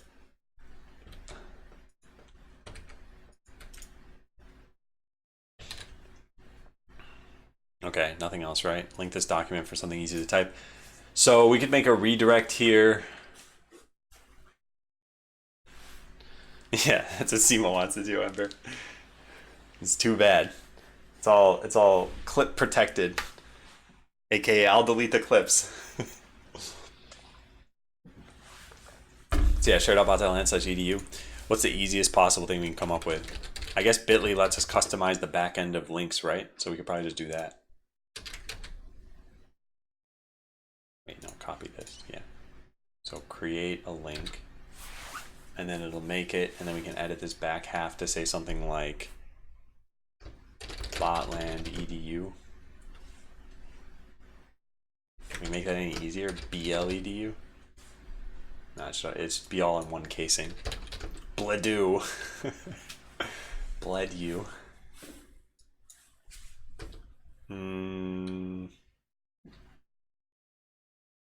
Maybe Adam edu. Does that work? Nice. Okay, that's pretty good. Use their school name. I don't actually know their school name, so I think Adam edu is probably pretty good for right now. Yeah, splam. Okay, there. So I'll tell them about this today. bit.ly/AdamEdu. Bitly. Yeah, kids will probably know about that. IT coordinator? Oh, yeah, thank you, Simo. That'd be great. Yeah. But if it's in London, then as soon as they come across the word color, they're going to just close the game in disgust.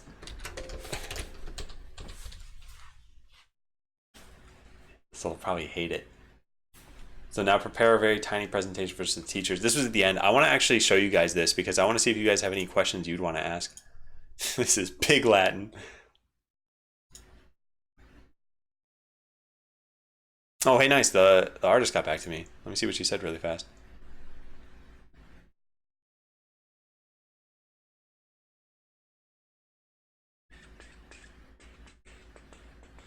Okay, yeah. Yeah, so she is on board. That is great news. So we can start getting artwork pretty soon. So I'm going to write that today too. Respond to artist. Mention how I will be traveling the next few days. All right, so I had an email that I want to pull up. Not show you guys, but to show this. Here were the questions that I had for the teachers. So, how far did the students get into the game? This was under the assumption that I wasn't going to be there. So I'll be there, so maybe I'll be able to see this, but I don't know. Did they seem to like it? Do you feel as though there's educational value here? How does this compare to TEALS? TEALS is the program that they use right now. What does that stand for? TEALS. Technology, Education, and Literacy in Schools.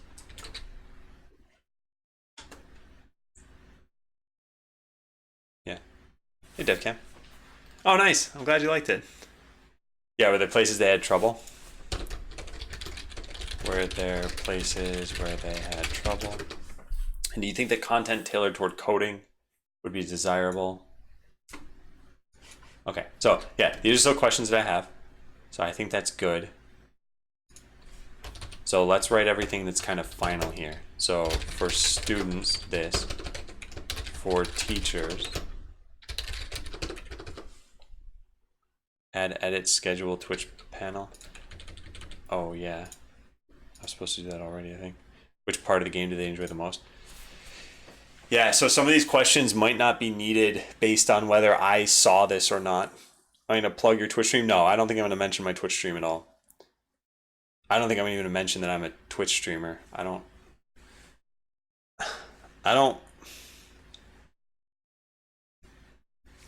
I got some mixed feelings about this. One is that I don't want this to seem like I'm advertising at the students here. I feel like that's...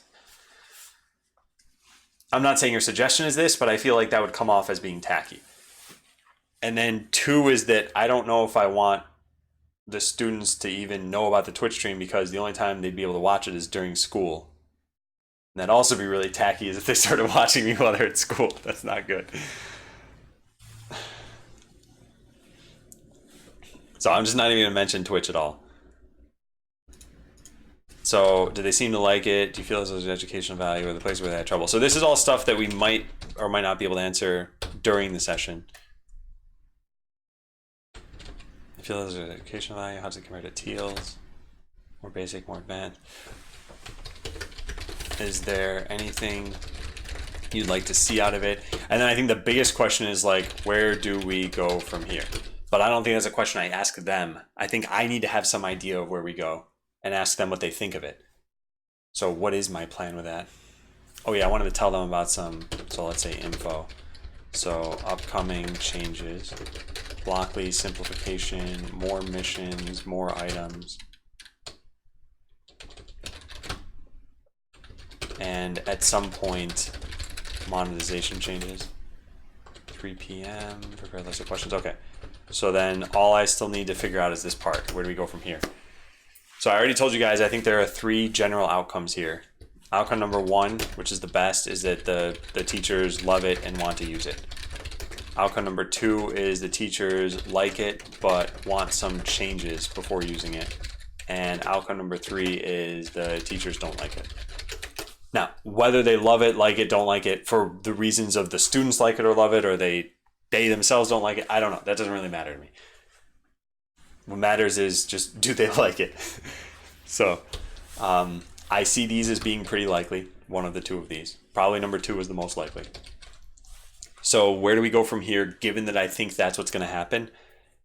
I think I would probably say something like, I would want to make any changes that you think would be necessary.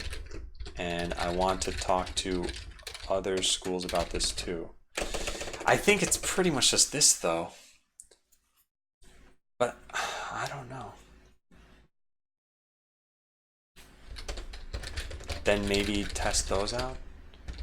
This could take a couple of months. Oh, I guess I have another kind of minor question here. Does this program rotate students at all? For example, in the first half of the year, you have one batch, and then a different batch in the second half. This could take a couple of months. The school year ends for people around here in like May or June. So they'd still be in session, but if it's the same students, they might not appreciate doing everything again. Might want to highlight the pedagogical merits of the game. I think the teachers will see that themselves. And that's where I do want to talk about the issue, like, do you want any coding content in here? And I want to talk about this too, more missions. And so I guess let's list these all as separate things here. More missions and more items. And specifically, I think I want to write some teaching, like some content tailored to teaching functions or variables.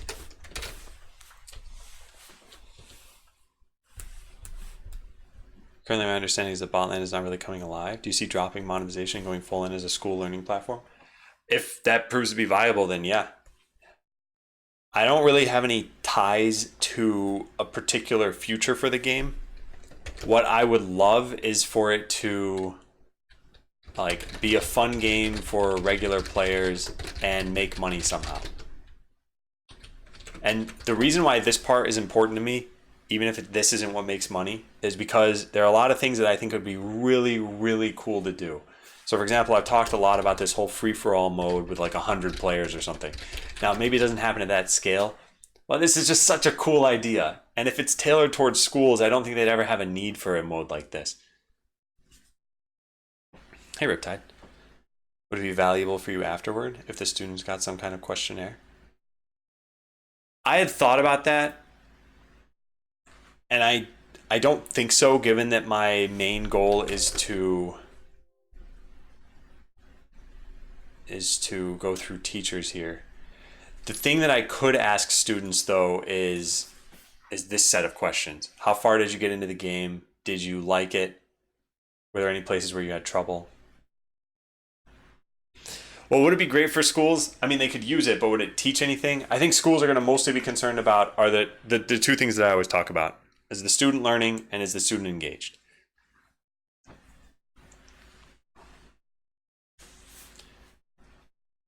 Yeah, so maybe what I should do is have a survey ready to go just in case. That would also be a good thing to show to the teachers if positive. Wait, what would be? Sorry, I forgot the context practically immediately. Yeah, okay, I think we should do that too then. So prepare a little survey for the kids and put it at the bottom of the document. Oh, the results of the questionnaire, yeah. Consider sharing this with teachers. So there's a small survey that I've prepared. I can share the results with you. Yeah, I think we should do this. I think we should. Okay, let's go to Google Forms. Let's make one of these really fast.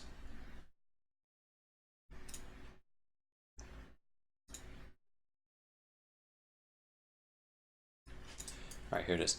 So we're gonna call this Botland for Students. We're gonna just ask some really simple questions here. Questions for students who tried Botland today.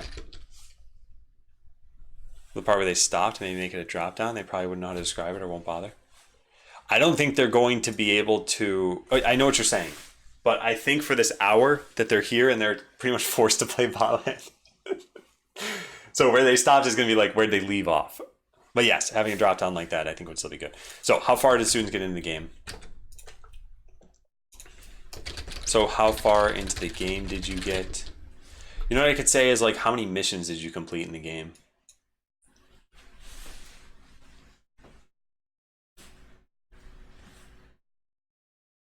Because each screen at the end tells you how many you completed. How many missions did you complete?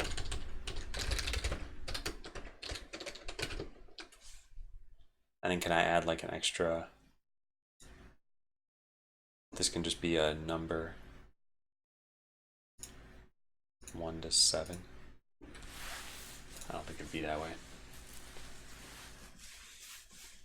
It could just be multiple choice where there's just like one at all. 6 and 7. How many times did you see confetti? Oh, we could add 0 at the top here.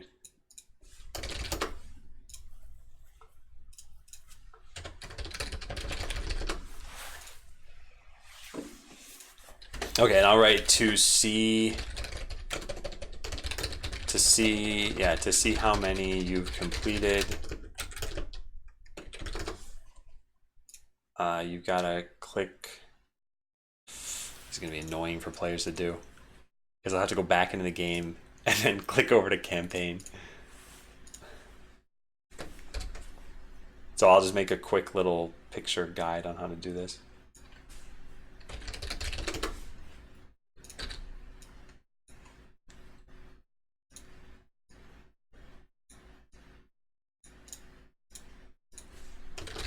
Click here. Choose campaign.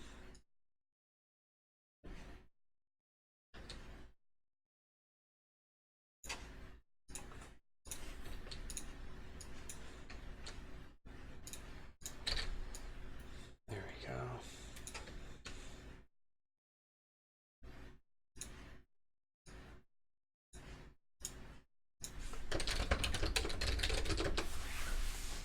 Are you referring to these accounts so you can differentiate their stats? No. Referring these accounts. No, I'm not going to do any of that. I'm going to just try to make sure they're as anonymous as possible. Like, I don't even want to know what their account names are if they signed up for them. I want them to just be guess and not sign up for account names. I don't want to have basically any data on that. And part of the reason why is because some of these students might not even be 13, and technically they can't play the game if they're not 13. And I don't want anyone getting upset. So if they're just totally anonymous, they don't have accounts, I don't even know who they are. There's no question of like, well, you're selling these kids data or something. It's not even a goal of mine. Don't plan on doing that. Don't want that to come up. Android. So choose campaign and then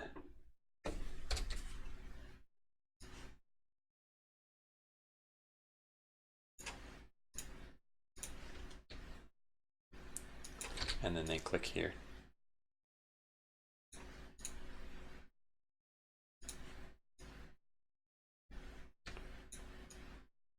No, just delete this. We don't like that. Yep. Click here. And let's just separate these.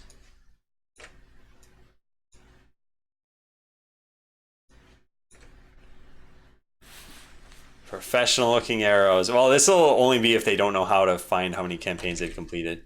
This isn't supposed to be too crazy. And then just count the number of check marks.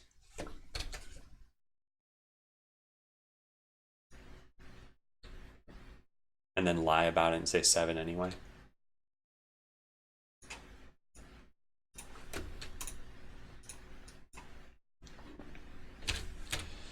Yeah.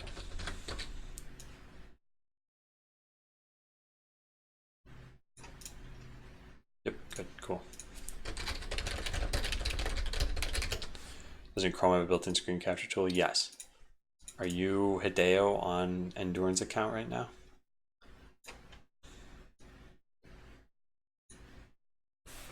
Show completed count and modal title. Whoops. I cut off the bottom of that, but that's actually okay. Oh. Yeah, so the completed count is actually already in the end of each campaign. Why is it doing that? Okay, clearly I am not dragging it such that I'm cutting off this here. It's getting smaller when you do that though. What is going on? This must be some weird like zoom issue. Oh well, whatever. I'll just highlight these.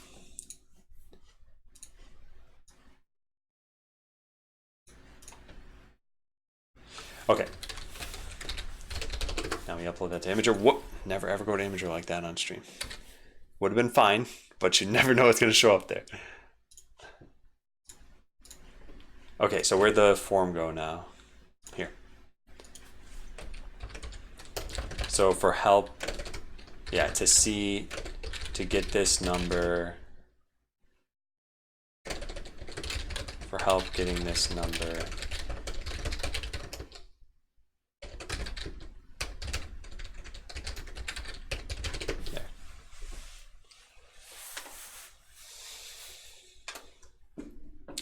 not enough emojis. Okay, so yeah, how many campaign missions did you complete? Did you like it? It's a pretty good question to ask people. Add question. Did you like Botland? Yes, no, maybe.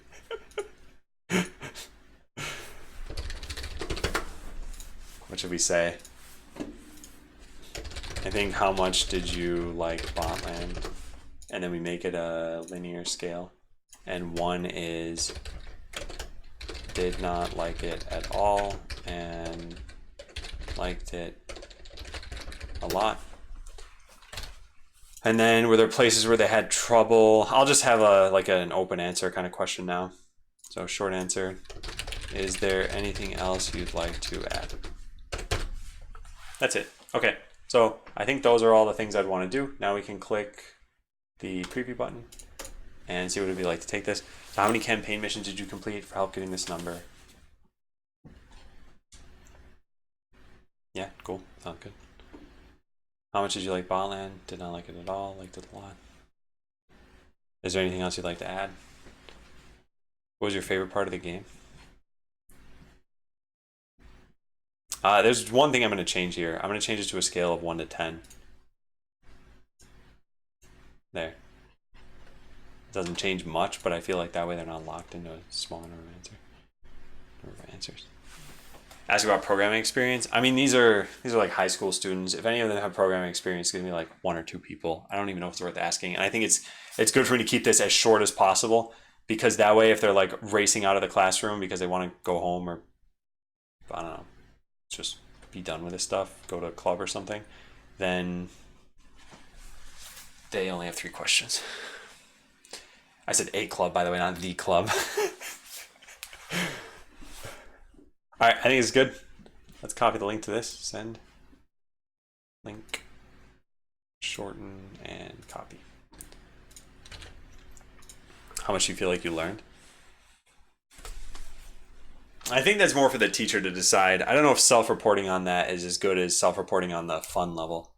So for students, so now we got to link this at the bottom of here.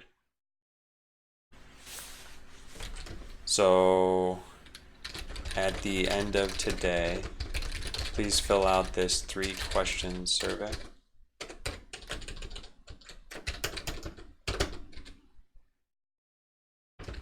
Thank you very much for trying out Botland. Is the school close by? It's like 3 hours away from what I understand.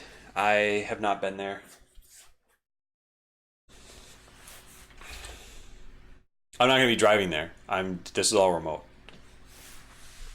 Yeah, it's at 3 o'clock. So if I were driving there, I'd have to leave right this minute. And I don't plan on doing that. I plan on being ready at like 2:50 and then loading everything up and seeing what happens. Yeah, it's about noon for me right now. Still gonna get lunch. So then these questions, I don't think I care about asking the teachers, because the students can just ask those themselves. There's a small survey. I can share the results with you if you'd like.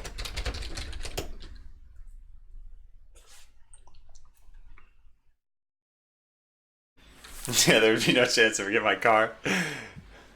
Man, I think 2 times in my life, I've gone to a friend's house that's like 5 miles away or more by just walking or running. The first time it was walking and it took forever. Second time it was like a 6-mile thing when we were all practicing running, practicing running. And that wasn't so long. So are there any other questions that might be worthwhile for teachers? Do you feel as though there's educational value here? How does it compare to the current coursework? Do you think that, would you want content tailored? I guess I'll say that. Would you want content tailored toward coding? Yeah. Is there anything you'd like to see out of Botland? Does this program, just clarifying question,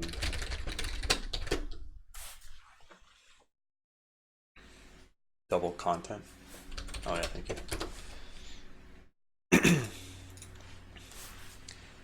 Could you make the survey at survey.bot.land? While I could do that, this document I need them to have anyway, so it's just at the bottom. Oh, nice, Whiskey. I'm really glad. Nice. Hey, Chris. I don't know why you didn't get the email, though. That part worries me a little bit. It makes me wonder if having bot as a single word in a domain is throwing off spam checkers. But then again, why would bots make a domain with bot in it? Especially because they'd see that that's lowering their hit rate. I guess it doesn't really matter. Okay. Anything else you'd like out of this? Yeah, so I think we're pretty good. And then finally, Convo. Where do we go from here? It could take a couple of months for me to do.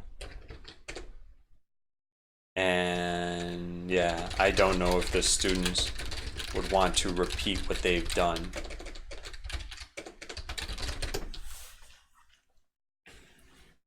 What am I using for the mail service?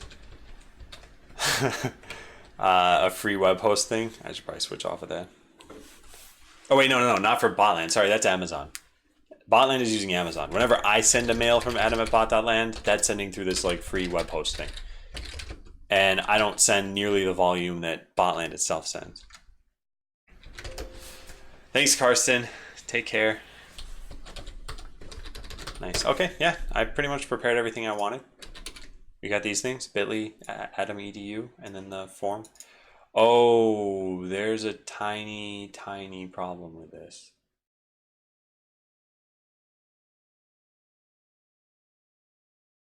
Never mind. I was gonna say is maybe no. Yeah, never mind. Think I'll helping out. So I think we're good with that. Tell Discord about what happened afterward. Yeah, I gotta do that. Got the first tutorial. Yeah, before I deploy, I want to do that. Got the first tutorial completely.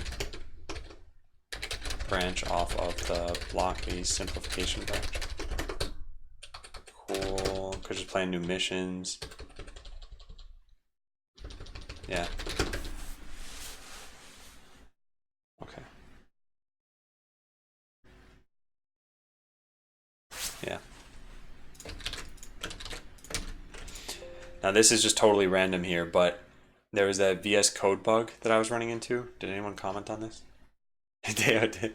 Might put a thumbs up there. Didn't add the Twitch panel thingy I mentioned a few minutes ago. Twitch panel thingy.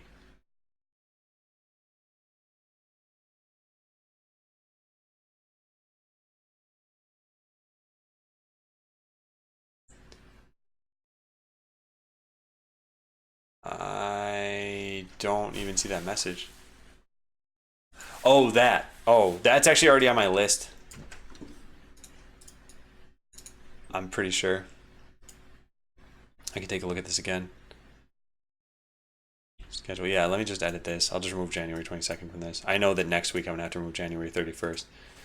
But yeah, I'll put that down. Okay. January 31st from stream panels. Yeah, I'll put this here. And we gotta clean the to-do list. Oops. Yeah, so this was pretty productive. I wasn't really certain what was going to happen today, but I think it all ended up turning out pretty well. Yeah. So here's what's going to happen the rest of the week. Today I have the presentation at 3, and then after that I'll post to Discord about the results. That'll probably be around 5 p.m. if I had to guess. Then tomorrow and Friday I am traveling, so no streams. And then Monday we're going to get to a mega deploy. It's not really a mega deploy. It's just that we're going to be deploying all of the work from about a week or a week and a half, whereas normally I'd been deploying every like 2 days. So the biggest change of all of those things. Jamuka, welcome back. Thanks for the resub, Jamuka. The biggest change from all of that is simplifying Blockly. I've shown this like a million times on stream now, but here it is one more time. The original snippets looked like this. They were really 3 blocks combined into one. And now they are combined even further down into just a single line.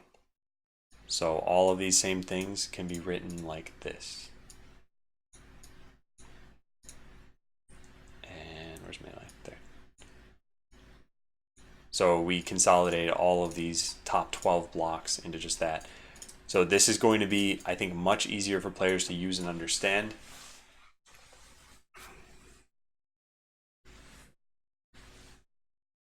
And I think it will help retain players because there's going to be less confusion.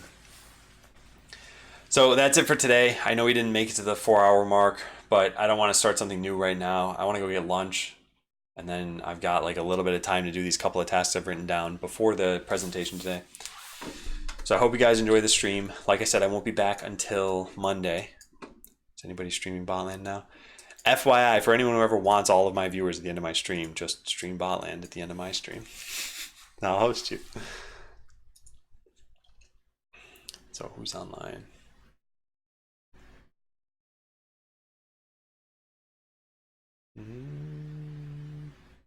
Oh, hey, Base Trade's online. Let's host him. He's doing StarCraft 2 content. He's dropped in the channel a couple times. He's one of my favorite commentators right now. If you've ever watched StarCraft 2, you already know about Tasteless and Artosis. I think they're my favorite commentator pair. And then Rifkin, I think, is one of my favorite commentators right now. So we're going to rate him. We'll say hi, watch some StarCraft. Hope you guys have a great rest of your week and a great weekend. I'm really looking forward to this thing today and seeing how it goes. I'll keep you guys posted on Discord. See ya.